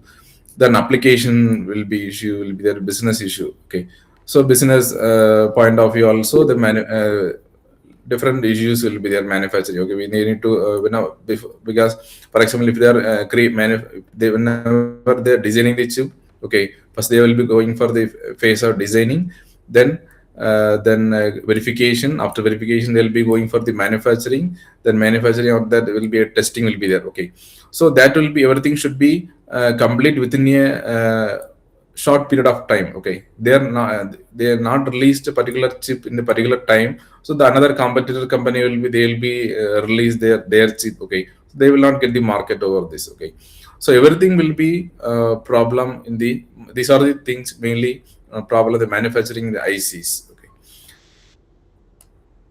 so also the probability of fault may occur arise even after fabrication during packaging also there. Okay, so manufacturing means they, for example, while manufacturing chip, they will be having a die will be there. Okay, the die contain the different there's a wafer. Okay, sorry, wafer will be there. Whenever in a wafer will be having multiple, they will be sliced into multiple pieces. That one of the piece the die. Okay, so we can able to test the chip before packaging. The die level itself also we can able to test if DFT is available. Okay, so after die, this is a die, one of the die, then after that they will slice it, then they will going for the packaging. Okay, so packaging of the chip also costly. Okay, so thing is here, whenever they identify the fault in the die level itself, means they will throw the chip, they will not, we don't want to go on the packaging. Okay, so that cost also we can reduce it. Okay, so even that means after fabrication means making hardware, then packaging, making the plastic coat, then the terminal lets, everything they are making, that is the packaging concept. Okay, so this time also there will be a probability of fault also may occur. Okay, so with all these in mind, so they test every chips before can be, before it can be shipped. Okay, in effect test it after every level of manufacturing. Okay, so that means die level will be, wafer level we are testing. Okay, then die level will be testing, then package level. Okay, each and every level of testing will be there. Whenever the chip is failed means they will be throw it outside. Okay, so throw it outside means sometimes for example, if failure, then after there is a concept called diagnosis. Okay, where the chip is failing, whether it is failing to the memory, or where the memory testing is different kind of thing will be there. Okay, where that is failing only in the pins will be, it will be failing.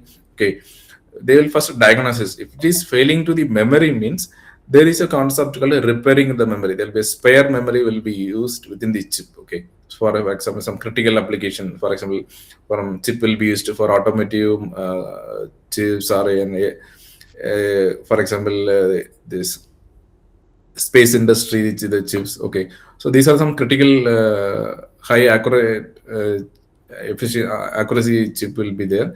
That chip we need to test it effectively. So for that they will be having the repairing concept also they will be using. Okay, so anyway, each and every stage of manufacturing, before given to the customer the particular chip, we need to test it. Okay, for that the DFT is the one of the major contributor in the VLSI industry. Okay, so here we can see the what is DFT, why do we need DFT.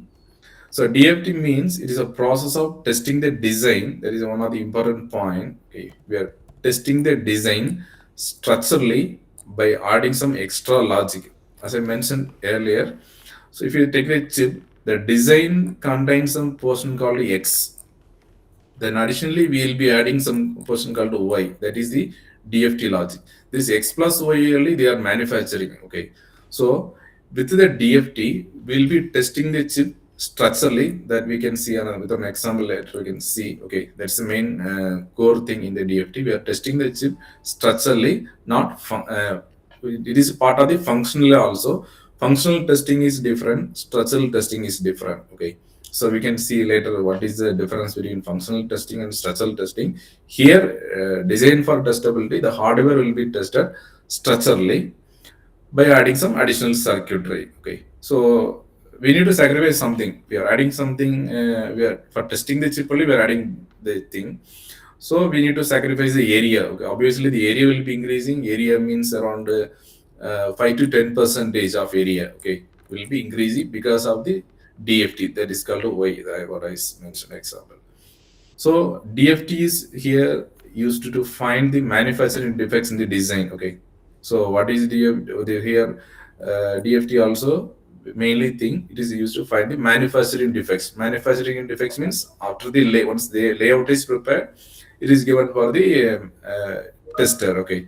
So the during manufacturing defects may occur. Okay, for example, assume simple example, if you're taking a photo, okay, photo will be in the soft copy, this photo will be given to a printer, so finally we'll be getting the hard copy, the paper. Okay, similarly, so there is when a printer will be given the hard copy, there is a here is something like manufacturing. Here also we are designing the chip, it is given to the manufacturing uh, manufacturing the in the device. Okay, so we'll be the chip during manufacturing thing, some fault may occur. Okay, here is due to here we can say, well, printing the print photo, due to the printers any ink issues or anything fault in the printer also, the photo may not be perfect. Okay, while taking a hard copy. Okay, like this the manufacturing defects will be occur. This manufacturing defects only we are identifying through DFT logic. Okay, so functionally, whenever the particular engineers are designing the functionality, they'll be going for multiple level of functional testing will be happening. Okay, so functionally, whatever the chip is meant for, that functionally everything will be fine only. Okay, but during manufacturing, these fault may occurs. Okay, that what are the fault that also we'll be discussing in the upcoming slides. So that manufacturing defects, what are the faults are getting that to identify this only we are using the DFT logic. Okay, so also due to DFT reduce the time and cost of the testing. Okay, for using DFT the cost of testing also will be reduced. Okay, so also with the help of DFT we can automate the testing mechanism. Okay, then also DFT introduce the testability measures. Okay, so also DFT used for diagnosing manufacturing fault. Okay, for example, as I told, some we'll be testing different phases, different corners of the design. Okay, so whether we can also diagnose is where the fault is occur, whether the fault is in the pin or particular pin, or fault in the memory, or fault in the within the logic. Okay, where this occurred. Okay, these also we can able to diagnose this based on the response given by the testing. Okay, so these are the things are we can able to do. So that's why we are using DFT. Okay, so this is the first point represent the what is DFT. Okay, so these are the successive points represent the why we are going for the DFT. Mainly we can see it's in order to detect the manufacturing fault. Okay, so any queries up to this, or any I'm going fast or slow, need to, or is it we can go by this phase? Yes, sir, you can go back space. Okay. Okay, thank you. So next we can see the role of DFT. So in DFT, we can also test the sequential logic. Okay, for example, if you take about the example sequential circuit, we can say counters. Okay, so within the chip, we'll be having lot of sequential logic will be there. mostly you can say flip flop. Okay, so this normally in flip flop we can and very difficult to observe what is the value inside the within the sequential elements. Okay, so uh, with the help of DFT, we can able to test the sequential logic, not only the combination logic. Okay, so sequential logic also we can able to test it. Okay, because already one point I highlighted, we are testing the chip structurally. Okay, structurally means that contains the flops and indicates kind of thing. But while they manufacturing, they'll be inside. We can say PMOS and NMOS. We are not going for that much level. Structurally, we are checking the fault. Even though the fault occur in the particular MOSFET or CMOS technology, NMOS or PMOS, that will be reflected in the structural level also. Okay, so with the DFT, we can test the sequential circuit also. Generally, the functional testing, it is very difficult to test the sequential logic. Okay. So also with the DFT, we can improve the manufacturing process. Okay. So reject the defective device module that improve the product quality. Okay. Well, because of we are testing the chip after manufacturing. Okay. Any defect is there, it will not given to the customer. They will be throw it outside. So then monitor improve the manufacturing process. Also, we can improve the manufacturing process also. Okay. So also we can find out the failure analysis, how much failures are there, how many places we can identify the defects based on the diagnosis. Okay. All these things part of the DFT. So next we can see the testability measures. Okay. So one of the DFT point we have mentioned the testability mechanism. What was the testability measures? Introduce the testability measures. Okay. Testability is nothing but, for example, if you take a chip. Okay. Assume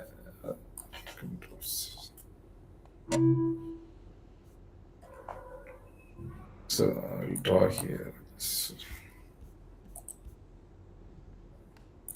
So assume this is an chip boundary. So within the chip, assume for example some ALU is there. ALU may can say arithmetic logic unit. So nothing but adders kind of thing we can say. Okay. So adder we can say we can normally the sum means we can say XOR gate. Okay. The carry means will be having and OR gate actually. So we'll be having some other logic gates will be there. Okay. So I can draw here also. Difficult to draw here. Some inverter we can say. No. Simply I'm trying on combination logic. I want to convey what is controllability and what is observability for that perception. Okay, say this is a circuit. Okay, the testability measures means there are 2 points: controllability and observability. Okay, for example, these are the input A, B, C. Assume this is the output. Okay, so in between we are having one section. There is a wire here. It is there. Okay, for example, W1 wire. This between output of this AND gate and inverter. Okay, here one more place is here W2. Okay. So what is controllability means I want the value 1 here. Okay, I want value 1 here. Okay, so what I have to do, give this is AND gate. Okay, I want to give all the ones here. If I give all 1 means I can expect 1 here. Okay, so this is nothing but the controllability. Okay, if I want particular place, anyway, control. For example, if I'm giving 0 means I will get 0 here. Okay, so the controllability at this position, the A, B, C. This is as in this is a boundary. This is a take another color.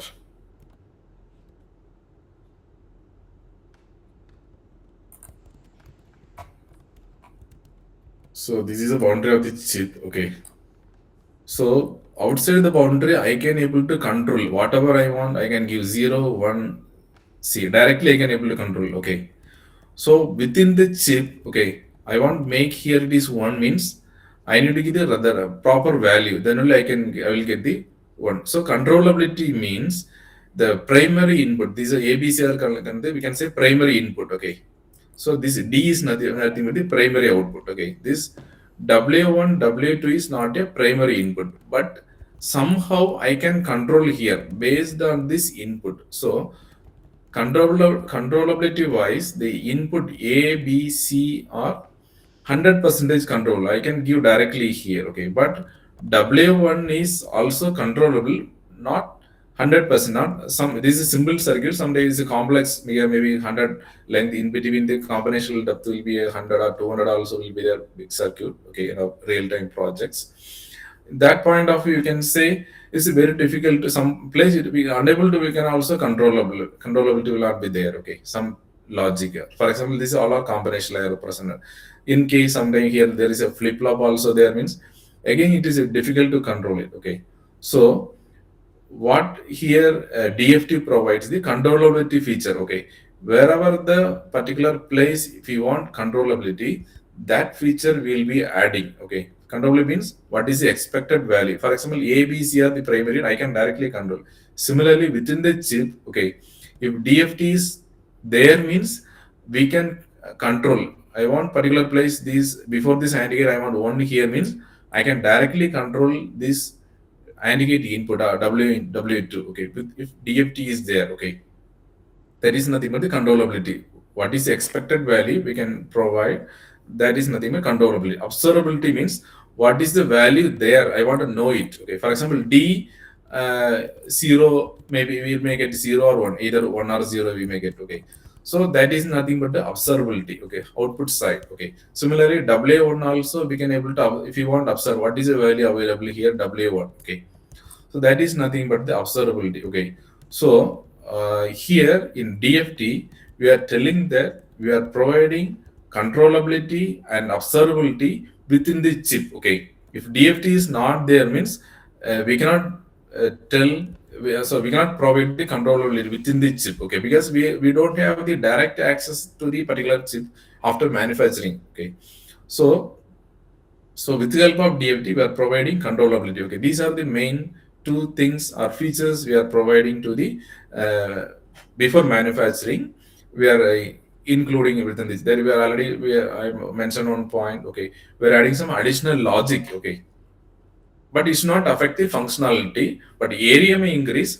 Whatever we are adding, it should not affect the functionality. That is only for testing, but it is part of the design also. Okay, it is included in the part of the design. Okay, something we are adding, so that will be used for the that what it will give means it will give the controllability and observability in the digital circuit. Okay, the definition means controllability of the circuit is defined as the difficulty of setting particular logic signal to a 0 or 1 or known value. That is nothing but the controllability. Okay, difficulty of setting. For example, I want to get the output W1. Okay, so controllability means output side. Controllability means input side, observability means output side. Okay, observability means in the digital circuit defined as the difficulty of observing the state of a logical signal. Okay, so what I am conveying here means with the DFT we are providing the 100% controllability and observability for within the design within the chip. Okay, with the help of the additional logic what we are adding. Okay, that features we are providing to the uh, particular chip. Okay, if DFT is included. Okay, so currently most of the premier manufacturer, okay, everybody they are including the DFT logic. Okay, very small chip or there is not a critical application, they may or someday we a small test chip, they may exclude it from DFT. That part, that chip we cannot tell 100% is working or not. Okay, but otherwise until another most of the customer they everybody they are including DFT. Okay, without DFT they won't manufacture the chip. Okay, there is no use. Okay, next point what we can see is just I want to tell what is the difference between netlist and RTL. Okay, so RTL means nothing but, okay, so those are background of VLSI or taking the digital electron circuits lab, or they may know this code. Okay, so RTL behavioral level code. Okay, it's a very low code. Okay, so normally in industry for designing, mostly in they'll be using Verilog. Okay, some project they may use VHDL also. Mostly that is, I can say 5%, 95% of the chip while designing the code, they may use the Verilog code actually. Okay, these are simple example of Verilog code. That is a counter, nothing but a simple up counter. Okay, so we're not talking about the function, the code. Okay. Anyway, this is a structure. Okay, Verilog code will be having module and always statement. It's a behavioral model. Okay, we can like using if statement, else statement, we can code it. Okay, it's a counter program. Okay, output we can see here. Okay, so this is a RTL level code what we are writing. Okay, so once code is written, that will be given for synthesize. Okay, there is a process called synthesize. Okay, so during synthesis, what they will be doing, it will be, they will be converted to know the netlist. Okay, so netlist, this is a particular same Verilog code. We are here, we are converted to netlist. Okay, so normally in academy we will difficult to, we may go see this netlist kind of thing because unavailability of tools kind of thing. Anyway, this that's why I'm kept to this slide. Okay, what is how the RTL code is converted into netlist? Same Verilog code. Okay, here these many lines are there. If you after synthesize, okay, netlist means it is nothing but the interconnects of logical gates. Okay, so you can say after synthesis we can have some D flip flop is there, some NAND right side one. Okay, say netlist. Okay, everything is interconnected. You can say number in node 1, node 2, 3. Then AND gate will be there, OR gate will be there, XOR gate will be there. Okay, same behave, the same functionality it is available in the netlist format. Okay, this is netlist.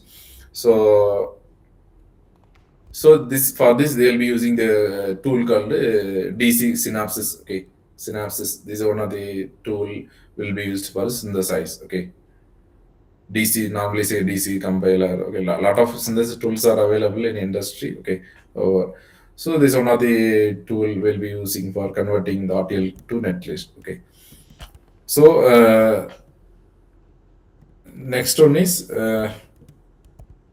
so already I told. So if DFT means we are adding something. Okay, so that's only our next point. Where this is a counter. Okay, so this is a in netlist format. Next, another one, say example, behavioral code for the counter. Okay, so gray code converter. Okay, behavioral code. See behavioral code for the gray code converter actually. So next in DFT, what we are doing, I already mentioned, we are converting normal. We are adding some additional logic. Okay, so here you can see how the additional logic is added. Okay, so this is an example. This is netlist for the gray code. Okay, this is a netlist for the gray code converter. This previous code I mentioned. This is a behavioral level, RTL level. We can say, okay.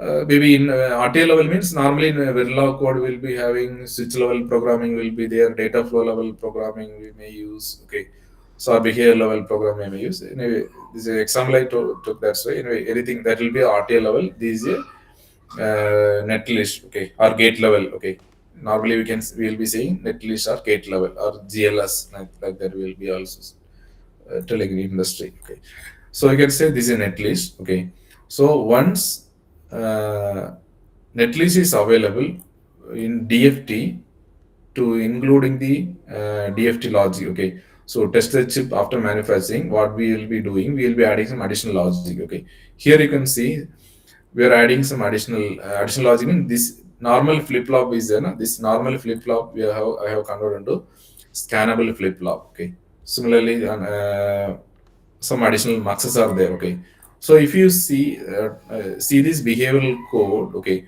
the functionality won't be changed. Okay, but here you can see some additional inputs are created, like ports. Okay, for example, there is a port called scan in, scan enable, scan clock. Okay, so these are the, you can see additional ports are added actually apart from the your previous netlist. Okay, so So we, if you are including DFT, we have to sacrifice some area. So additional ports may be used. Okay, so to test the chip. Okay, so if your DFT is there, means we here you can see additionally some logic is added. So this code is look like this actually. Okay, so because of DFT logic. Okay, so more example. Okay, we'll see.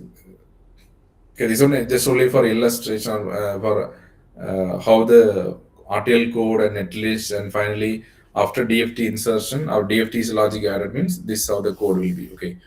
So one thing I want to tell, we're adding. I repeat, I'm telling that we're adding some additional logic.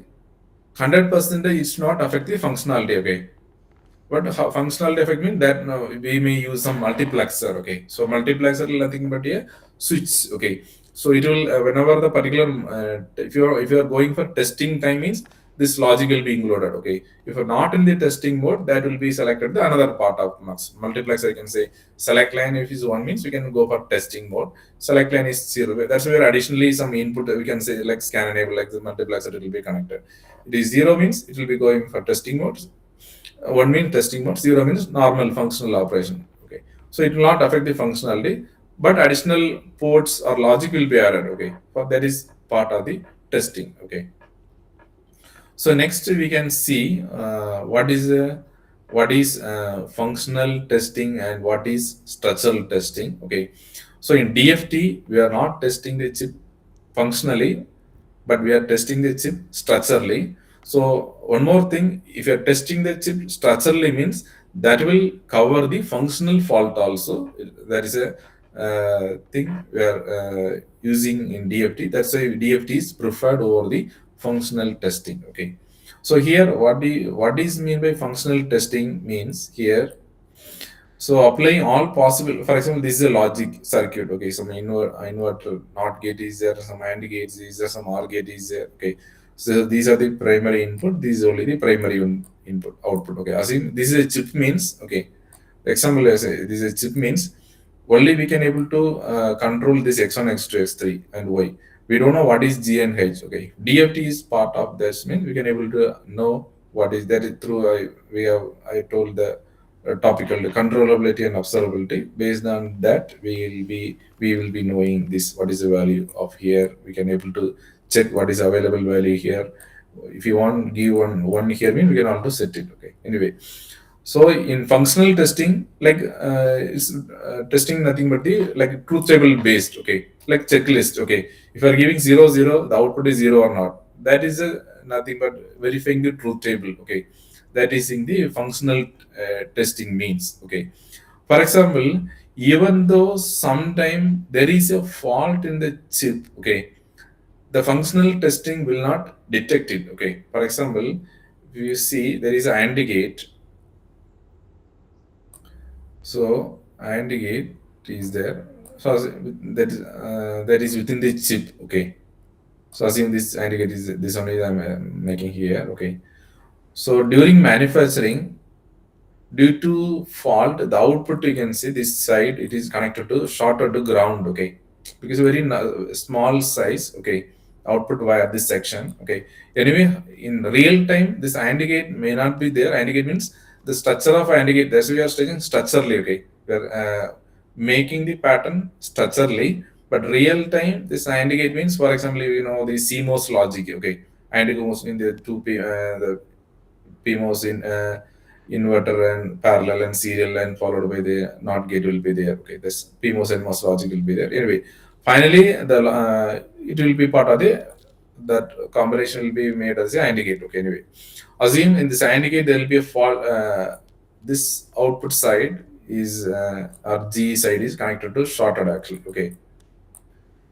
For example, if you are giving the input called, for example, if you are giving input 0 0 here. Okay, if you are giving 0 0, you will be getting output 0. But during manufacturing, this place is shorted. Okay, short means it is connected to ground, connected to ground line. Okay, so even though the manufacturing fault is there, if you are giving this input 0 and 0, you cannot able to identify the fault. But there is a short is there actually. Okay, based on this input we cannot able to test it. Okay, for example, even though if I'm instead of 0 and 1 I'm giving 0 0, I'm giving 0 and 1, even though such a case the output is shorted, we cannot able to get the value of here in this case also the functional test will pass it. Okay, such a situation you can see this functional test will pass, but there is a manufacturing defect is there. Only the input, if you are giving 1 1, that time only we can able to tell functional testing point of view. Because of shorting you get again it will be 0. Okay, so functional test may not detect the all the possible fault available within a chip. Okay, so that is the reason why we are going for the structural testing. Okay, so, however, some places functional testing also will be required. That also will cover our DFT logic. Okay, so this is nothing but truth table based verification. For example, truth table based. For example, this is simple circuit. So, how many possible combination? This is 3 input. So, 8 pattern is required actually. 8 test vector. You can say 8 test vector is required. Okay, but in a real time chip, so we may have the more than 1,000 or 2,000 or 10,000 number of IOs will be there. Okay, for example, if we are having memory means, so some memory will be 500 inputs are there, output will be there. Okay, such a case we cannot able to, very difficult to test it. Okay, the testing time also more. Okay, so functional test sometime if you give all the inputs, someday we may get it, output may some possible combination we may get it. Okay, so this will take more amount of time. Functional testing also sometime may not be detect all the inputs or the fault. Another cases it will also take more amount of time to detect the fault, to test the chip. Okay, so for example, the particular industry, the manufacturers, they will be making not one or two chips. They will be making thousands of chips, 10,000, 1 lakh. This many chips. They will be production will be happening. Okay, so so it is very difficult to test the chip each and one and with the functional testing. So it will take months and months. Okay, so they cannot able to cover it within a short period of time. Okay, so that is another reason. Okay, so that's why we are going for the structural testing. DFT means nothing but we are testing the chip structurally. So we'll be select the specific test pattern based on this circuit, based on this circuit structural information, and they set the fault model. Okay, so here the fault patterns. So everything will be generated based on this some algorithm. The tool software tool will be there that will be generate the fault, and it will be finally we'll be getting the coverage. Okay, in a particular chip, how much fault, how much area we can cover it. Okay, that coverage also we can able to identify. Okay, mostly 99, not exactly 100 percentage in the real time in a chip previous working chip project. So 99.5 percentage or 99.68 percentage of fault we can able to, area will be covered. Okay, with the help of DFT logic. Okay, so that is the based on the some we'll be having some that also will be discussed next upcoming slide. Fault models, based on that tool will be generating the pattern, we'll be testing it. Okay, so the structural testing we cannot guarantee the detection all possible manufacturing defect as the test vectors are generated based on the specific fault model. Okay, that's why I'm telling not 100 percentage, will be 99 percentage. That even though it is in the, well, everywhere we are using. Okay, so DFT, so almost 99 percentage of fault or area or place we can able to cover it. Okay, the fault means the each and, for example, this is the circuit. Here what are the place of possible fault mean, this is one place. Okay, here one fault may occur, this is another place, 2 3, then this is one place 4, this is one place 5 6 7 8. Okay, so the 8 places there is possibility of stuck zero. There is a possible stuck means it is connected to ground. Okay, there is 8 places stuck at zero fault may occurs. Okay, similarly stuck at 1, it may connected to power supply also, that also possible. Okay, So 8 place stacked one fault will be there. Okay, mostly we'll be targeting the stacked fault only. Okay, so also in order to check the performance, how much speed the chip is working, that also nowadays we can able to identify through the DFT logic. For example, particular if you are purchasing a laptop, okay, they're telling the processor will be working on the 3 GHz speed. Okay, how we are ensuring that this will be working on 3 GHz after testing? For example, due to the fault, okay, or the material imperfection within the chip, so the chip may getting slow. Okay, so that chip also should not be given to the customer. Okay, that also we need to stop it from the manufacturing time itself. Okay, if the chip is not meeting the performance, the particular speed it is, that also we are testing through the DFT logic. Okay, so anyway, the based on stuck at fault, here you can, there are 16 fault type also there. Apart from there, the additional fault like bridging will be there, fault will be there, that also we can able to test it this method. Anyway, basically in this circuit you can see the 16 fault sites are there, that everything we can also cover it through DFT logic. Okay,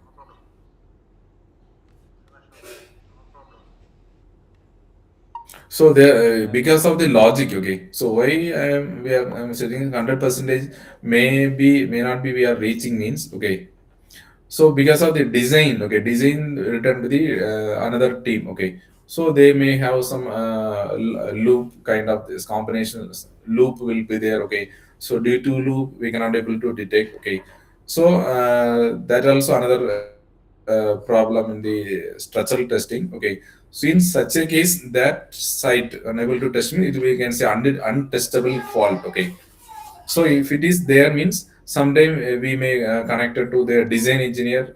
We are the DFT engineer. We cannot able to cover particular place means we will be connected to the design engineer.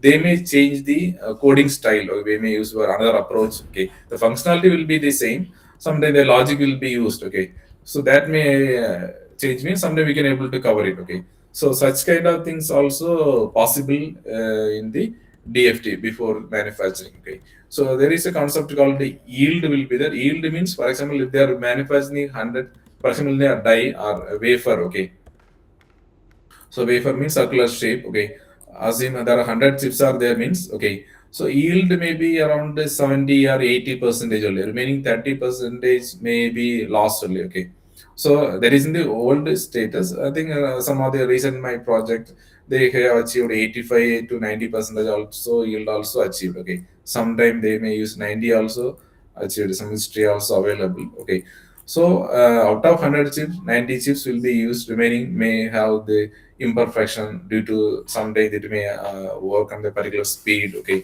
uh, there are different stages of testing also there. Okay, so the different stage means first they will be normal temperature they will test it. Okay, then after that they take the particular chip, they will be put in the oven. Okay, they will be, for example, the 500 hours or around 100 degrees Celsius, or because in silicon, so it will be high temperature. It should be working. Okay, so 100 degree or 125 degrees Celsius, different or minus 40 degrees Celsius. They, based on the different environment, they will test it. For every this nothing but we can, they will be saying stress testing. Okay, the putting the oven or cold temperature they put in the chip, and they will be testing. Testing means they will be, whenever they put in the chip in the hot or cold area, the patterns are going. Okay, so it should not fail during, for example, first they will some chip, sometimes they will check for 500 hours or 1,000 hours. They will be testing it. Every stress test it is passed mean, then only it will be given to the customer. Okay, so all these every level we are testing each and every chip actually. So the I told the defects. Okay, so while manufacturing we make it the different kind of defects. Okay, this is an example. There is sometime while manufacturing lines are broken. Okay, this is also one of the defect. Okay, like hanging. Okay, so this here some erasing of some metal lines. Okay, this disappearing due to the imperfection in the manufacturing or material cause. Okay, here some problem is there. Photoresist here, resisted here shorted actually. Okay, So here also some shorting is happening, okay, tying. So this kind other issues, okay, this is kind of erosion kind of thing, okay. Someday for this kind of things, sometime it will work, some kind of time it won't work, okay. So these kind of scenario, if you go for the stress test, okay, definitely it should fail, okay. It will not survey for the long time, okay. So that there is early maturity analysis like this also, some tests are namings are there. So based on that they will be classifying or removing the chip from that design. So these are the some defects, physical manufacturing defects occur, okay. So next one is the fault models, okay. So based on the fault model only, we are the creation of pattern. The we are not writing the one by one. This is 001. We are not. Okay, anything? Anybody having any doubt or some disturbance? Shall we continue or? Yes, sir, continue. Yeah. So manufacturing models, sorry, fault model. Okay. So for, based on this fault model only, the patterns will be generated. Okay. So for this, some algorithm will be in theoretically we will be seeing the D algorithm or bottom algorithm, different algorithm there. There, that algorithm is included in our software tool, okay. The software tool only will be analyzing the design, okay. Sometimes for example, if your chip is having around 30 lakhs small, not small chip, 30 lakhs flops are there means, so around 2 to 3 days it will take to generate the pattern, because tool will analyze the logic, okay, wherever the patterns are required, because it should analyze if you are giving one, what is the output at the value required, okay. So based on the controllability and observability, tool will generate the pattern, okay. So the on what condition it will be making it, they will be having fault model. Model is nothing but the mathematical some formula kind of thing only, okay. So this is a condition, this is the input required like this. The algorithm will be developing. Okay, these patterns are then we are giving just only instruction as a DFT engineer. We are making this structure, the design. Okay, the what is a pattern required, that kind of thing will be the software tool will be generated, and it will be written in a file. That file will be given to the machine, AT testing machine. Okay. So fault model means it is difficult to generally test for the real defects. Okay, so really, because for example, if you take this example also, circuit. Okay, we for example here in this case, I told there are 8 stuck at 0 location and 8 stuck at 1 location. There is 16 fault models, or we can define it here. Okay, so when you are manufacturing, fault may occur, may not be occur. Okay, so maybe this place, this part may occur. Okay, so in the fault may occur here means we need to give the respective pattern. If you are giving stuck at one fault is here means, so respective pattern we need to give. Okay. So we need to analyze all this circuit, analyze wherever the fault locations are there. If it is stuck at one means what is the pattern required. If stuck at 0 is there means what is the fault required. Okay. So even though fault is there or not, fault is so before manufacturing, we don't know what it will be there or not. So tool will be analyze all this location. Based on that only, it will generate the pattern. This the patterns are design to design. It will be varying. Okay, so normally it is difficult to generate test for the real defects. Okay, so that's why the algorithm will be some mathematical model. Okay, so stuck at fault model, stuck at fault, stuck at 0 and stuck at 1. Okay, for this what are the patterns are required. Okay, the fault models are necessary for generating and evaluating set of test vectors. Okay, the fault model should satisfy the criteria. Okay, behavior of the defects. Okay, and computationally efficient in terms of fault simulation, okay, and pattern generation, okay. So in whenever the tool is generating particular pattern, next what the DFT engineer mean, that pattern will be simulating, okay. For example, using cadence tool or questar, okay, vendor graphics tools, okay, Like some EDA tools will be used. Okay, for example, silings you may use like this only. Here also will be having design will be there, pattern will be there. The tool then that pattern will be applying, will be testing the log. Again, will be one round of test, everything will be performed. Okay.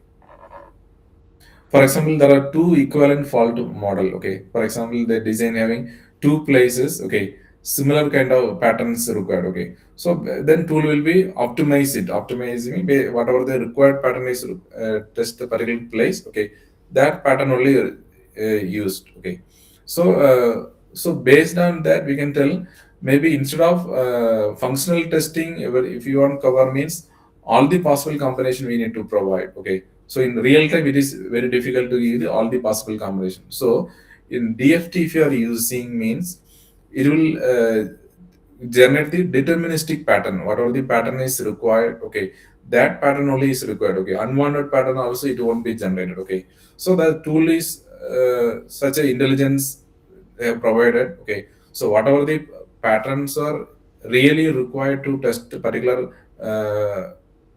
fault at the particular chip design, so that pattern only tool will be generate. Okay, so based on the fault models. Okay, next we can see one of the fault is, there is a common general. Okay, fault model. Okay, so there is a staggered fault. Okay, so what do you mean by staggered fault means, so in this there is staggered fault is a logical fault model. Okay, so this staggered fault affects the state of the logic signal on lines in the logic circuit, including primary input and primary output, as well as internal gates in the input and output, fan out, fan out, and sources and fan out branches. Okay, so I'm saying here the branches are there. Okay, so this is a it may coming from another logic, or it may be input. Okay, here again there are two fan out is there. Okay,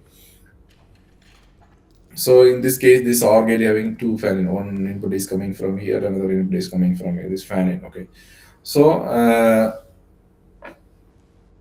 here we can make the logical fault model. As I mentioned, these are the A, B, C, D, like HIJ. These are the fault site. Okay, so where we can include the fault here. Okay, so previously I mentioned 8. Okay, here this one more is 9 means this portion of the previously I didn't count it. Okay, this is B. 1, 2, 3, 4, 5, 6, 7, 8, 9. Okay, the 9 place. So stuck at 0 and stuck at 1. Okay, so 18 possible fault sites are there. Okay, in this simple circuit itself, 18 sites are there. So in order to detect the fault at any of this location, okay, only few vectors are required. Okay, not the full set of pattern. Okay, here example, if you want to test the stacked fault. Okay, for this NAND gate. Okay, so NAND gate, so we may require these patterns. Okay, stacked 0 if you want to detect means, so we'll be applying 0 0 means 0 1 1 0 1 1. Okay, so stacked 0 can able to detect for the simple NAND gate. Stacked 1. Okay, so these are the pattern will be required. Okay, for we can able to identify. Okay, so if you're giving 0 0 means we can able to detect the stack at 1. Okay, opposite combination. Okay, 0 1 like this will be applying. Okay, then path delay fault. Okay, so already I mentioned one point.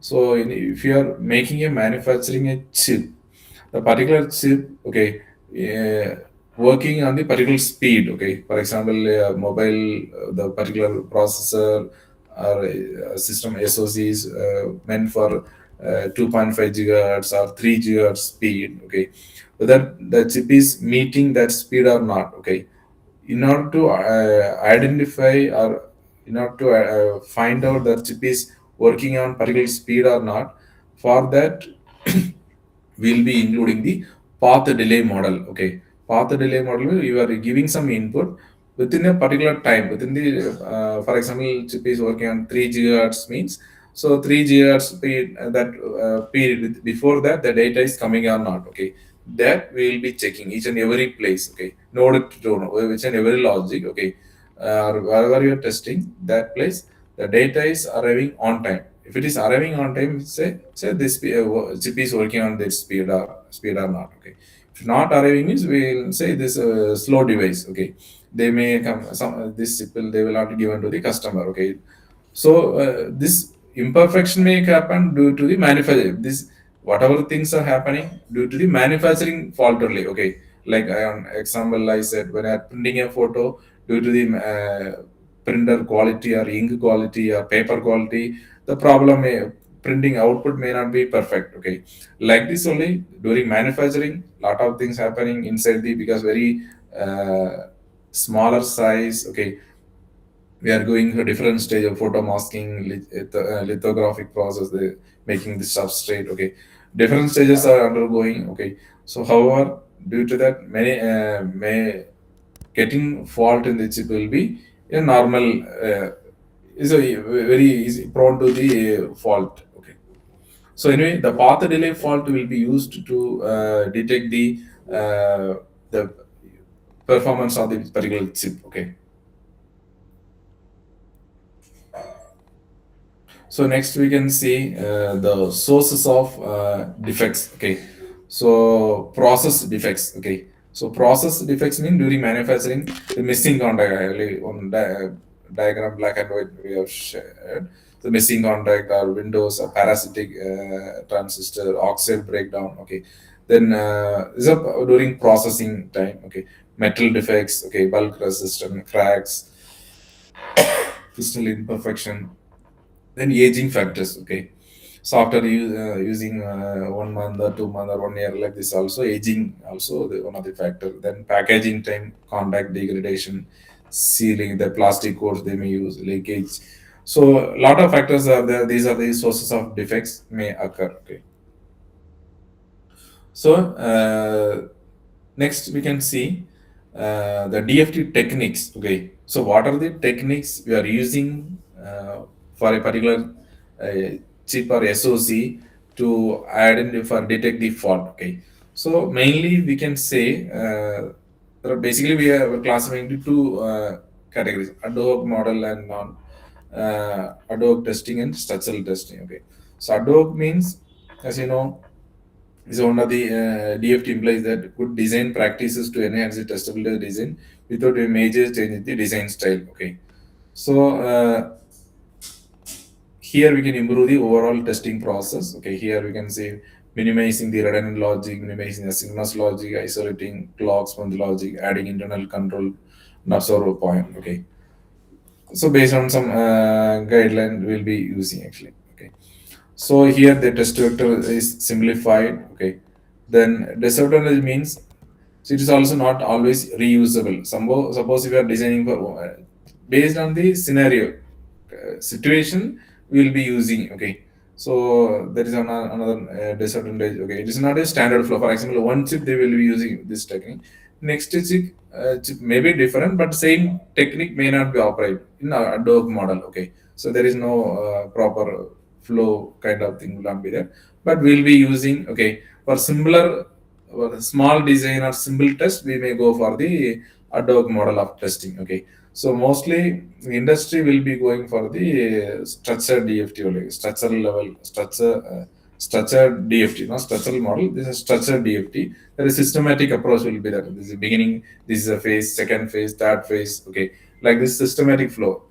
Okay, so small design means DFT technique. They'll be going for the ad hoc technique. Okay, some disadvantages also there. Okay, so systematic approach. Okay, systematic approach, for example, the previous one chip, what are the problem they have faced, the learnings we can take it to the next chip also. If we are having the structured phase. Okay, so anyway, the industry, so they will be preferring the structured flow only. So everything the tool will be the software tool, EDA tools are available that will be supporting this the structured flow. Okay, the structured means it is systematic and automatic approach, enhance the design stability. Okay, structured DFT's goal is to increase the controllability and observability. That is one of the core factor of the DFT. Okay, then various method existing. This is one of the thing. What are the DFT techniques? One of the techniques called the scan design technique. Okay, scan design technique. And then is built-in self-test, BIS test technique. then boundary scan. These are the major DFT techniques widely used in the industry. Okay, the real time currently what we are working in the industry. Okay, so these are the major DFT techniques: scan, then BIST technique, and boundary scan. Okay, so next we can see. Advantage of disadvantage means it will be always used for the good testability levels. Okay, then we can see one by one what is this scan technique. Okay, so scan is nothing but assume this is a chip. Okay, this is a chip boundary. Okay, so scan technique means particular already one the beginning we flashed on the logic. There is a netlist as well as the scan insert logic. Okay, some I shown that there will be a scannable normal flip flop into scannable flip flop. Okay, like this. Okay, so in scan technique, what we will be doing means, so inside your netlist, okay, while doing synthesis, they'll be converting all the flip flop into D flip flop. Okay, there is no other JK flip or SR flip flop will not be there. Okay, the tool will be synthesis tool will be optimized like that way that while whatever code we are written that will be converted into netlist. That time all the flops will be converted into D flip flop. Okay, so that D flip flop will be we are making into scannable flop. Okay, scannable flop means that flop we can able to control it. Okay, what is the value required for the particular time. Okay, so like this. So scan means here first step is we will be converting each flop in the design. Okay, into scannable flop. Okay, if you want, I will show the same thing where I shown the net here diagram itself. We can see here how many D flip flops are there. There are two D flip flops. Line number 6 and 10. You can see two D flip flop.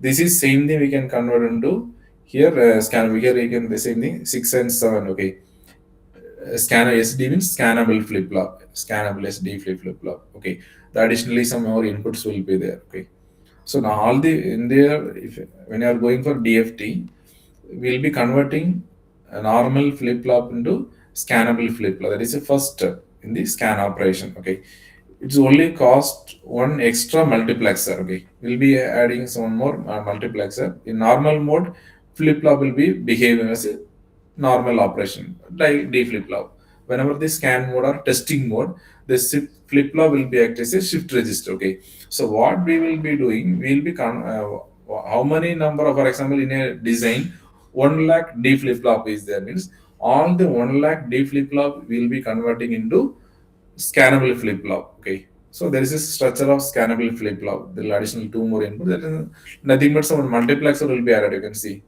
this is a that is change the color of it.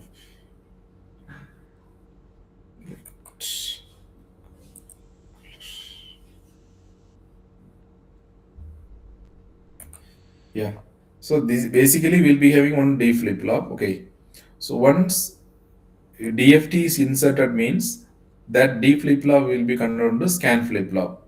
So scan flip flop means one mux additionally will be added. Okay, this mux will control. Okay, whether it is normal mode operation or scannable mode. Scannable mode during test mode. Okay, nothing but okay. So what we are doing, for example, if you are design having 1 lakh flop, 1 lakh flop will be converted to D flop. 1 lakh muxes will be included. Okay, that is nothing but the scan flop will be seen. Okay, in DFT. So that's why the area may increase. Okay, but functionality it won't be affected in any case. Okay, that we need to 100% we need to make sure anywhere 100 functionality affect means that we need to will be changing, will be adjusting.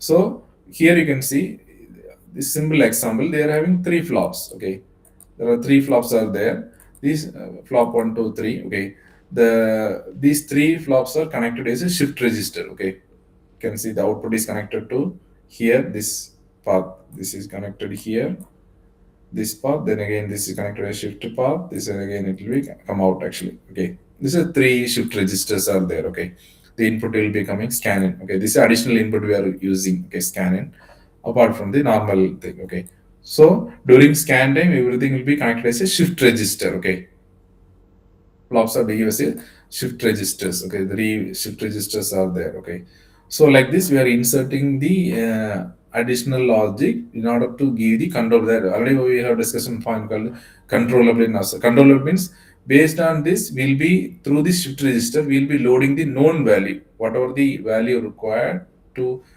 particular node that we will be shifting in. Okay, one means one will be shifting and will be giving, and we can also what is a value available there, that also we can observability. Okay, so observability means you can see this path. Okay, this having the D path input, D input is a data path. Okay, the data path here again this coming from here. Okay, so through this path we can able to observe it. Okay, through this path, shift path, we are controlling it. Okay, so that's why already we are point we are making the chip testability feature including by controllability as well as observability features.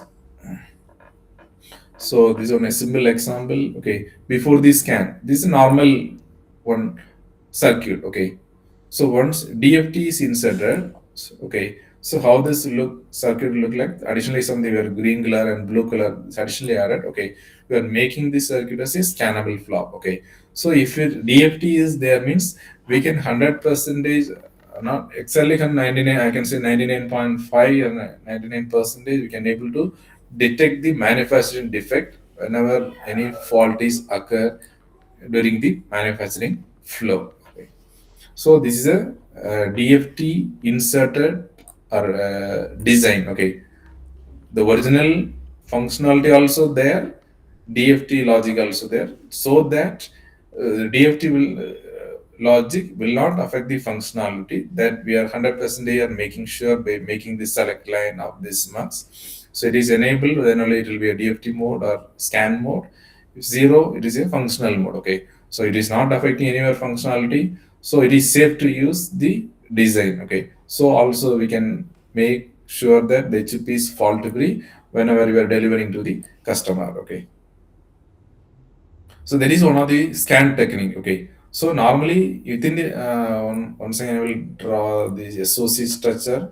So SOC will be having some memories will be there. Okay, for example, some additional arithmetic logic in ALU will be there. Okay, so this is some memory unit will be there. For example, the memory will be tested differently. Okay, that other logic, okay, other flip flop or counter, encoder, decoder, multiplexer, or any algorithm, any Kodak algorithm, or anything.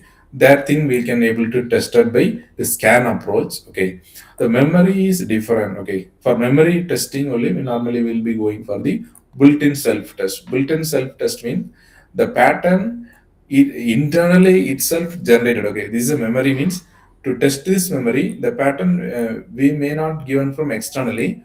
Here the controller, the BIST controller will be there. The BIST controller itself generated internally within the chip.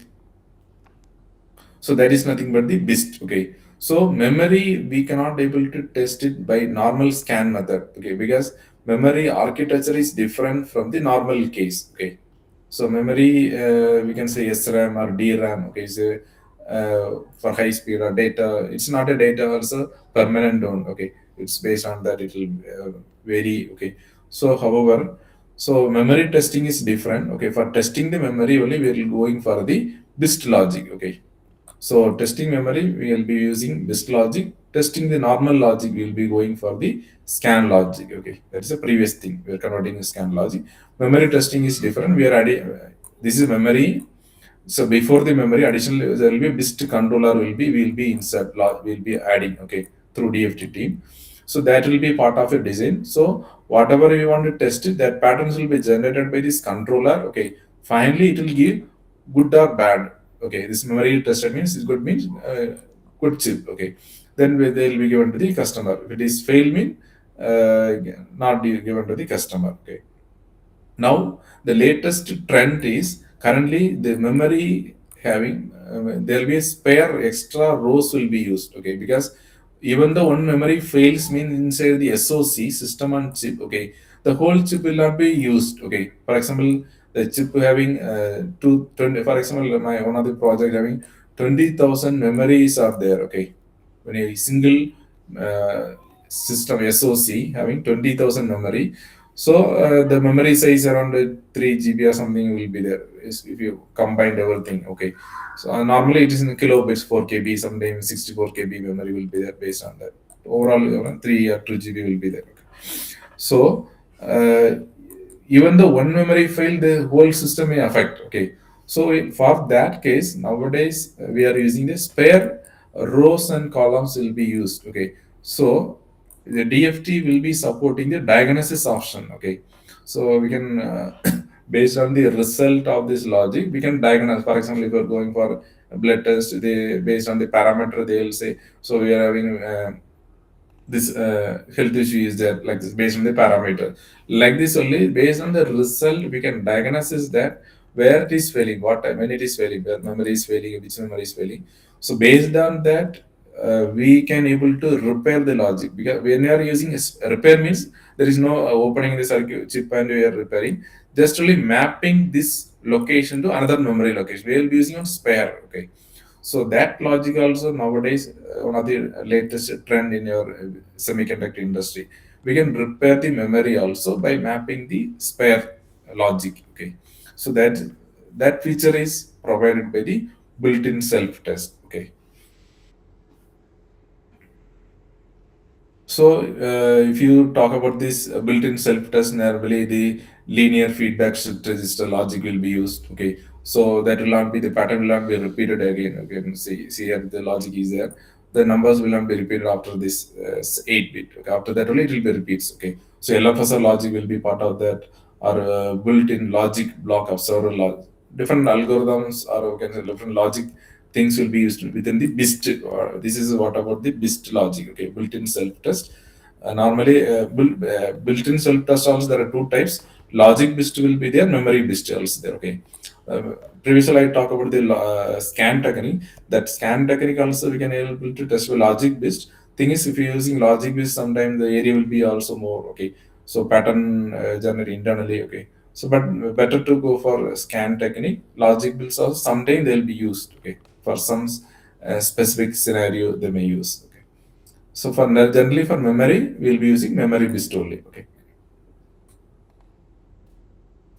so this is a structure. This is one of the memory. Okay, memory the redundant means this memory is repairable. Okay, redundant means extra some logic will be added. So there is a fault is identified. So based on that there will be a repair. Okay, fuse will be there. Okay, ROM content will be there. From there only the information whenever the chip is on power on, wherever the repair is fault is there, that portion will be which spare memory, not memory, location we want to refer it. Okay, that information will be stored here. Okay, because testing will be done one time only. Initially, we'll be testing one time. Okay, that time during manufacturing, because of any memory is affected means that information is programmed in the E fuse, this fuse register, fuse bit actually. So next time, whenever you are using your chip booting time, okay, wherever the fault is there, that location will not be referred. New location, mapped location will be referred. Okay, this repairing also there are different types of repairing. Is a soft repair, hard repairs are there.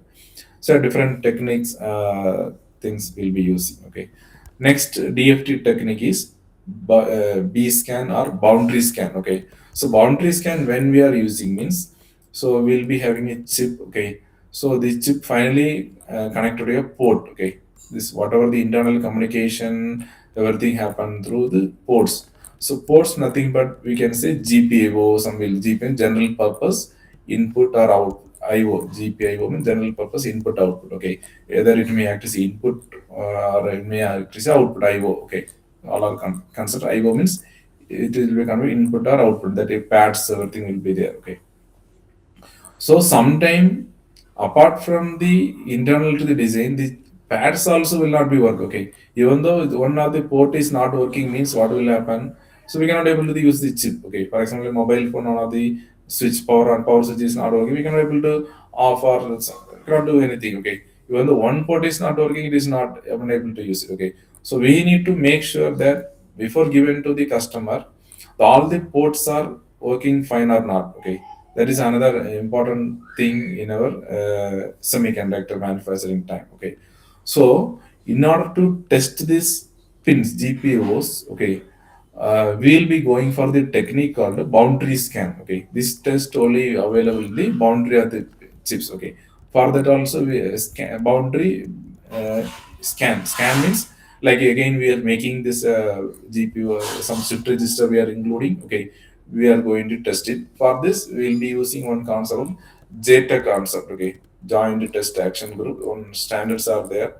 1149.1 is there. Okay, also the pads are also different. Okay, high speed pads are there, low speed pads are there. Okay, for interconnect. Okay, so for that only we'll be using this JTEC concept. Okay, JTEC means they'll be having TCK, TMS, TDA, TDO, TRST. These are the additional ports will be used to test this boundary scan. Okay, or these are the JTEC port. There are 5 pins normally available. Through JTEC we will be testing the boundary of the chip. Okay, that will be doing. So, so this is a boundary scan architecture. This is a core design. Okay, how we are testing the chip. Okay, so this is a core means logic.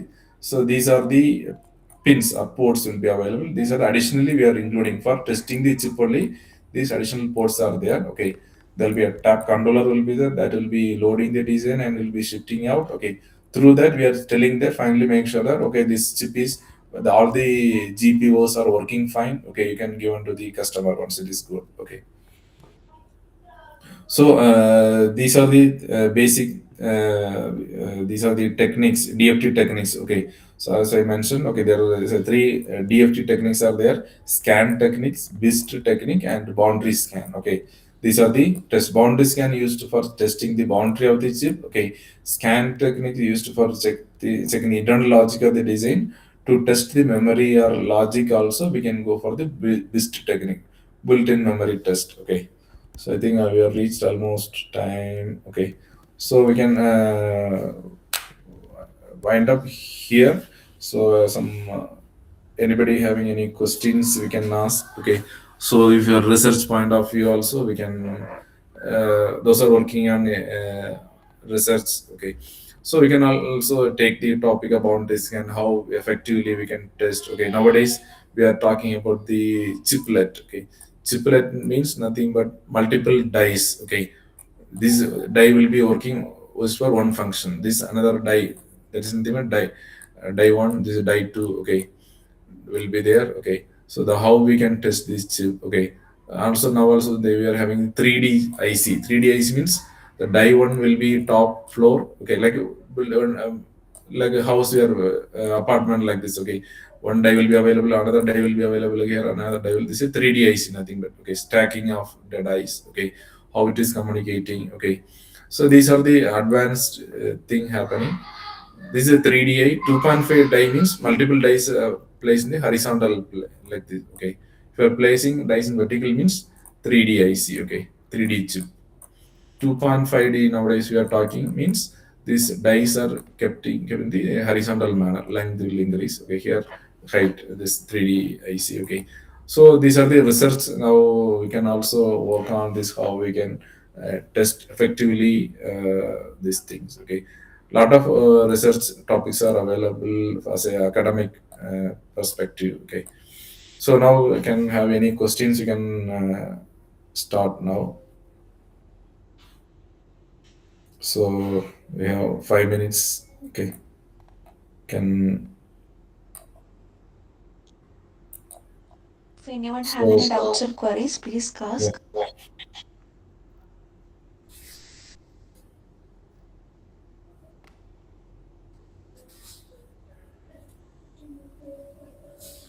Nice presentation, sir. Thank you very much. Yeah, thank you. So any questions you can.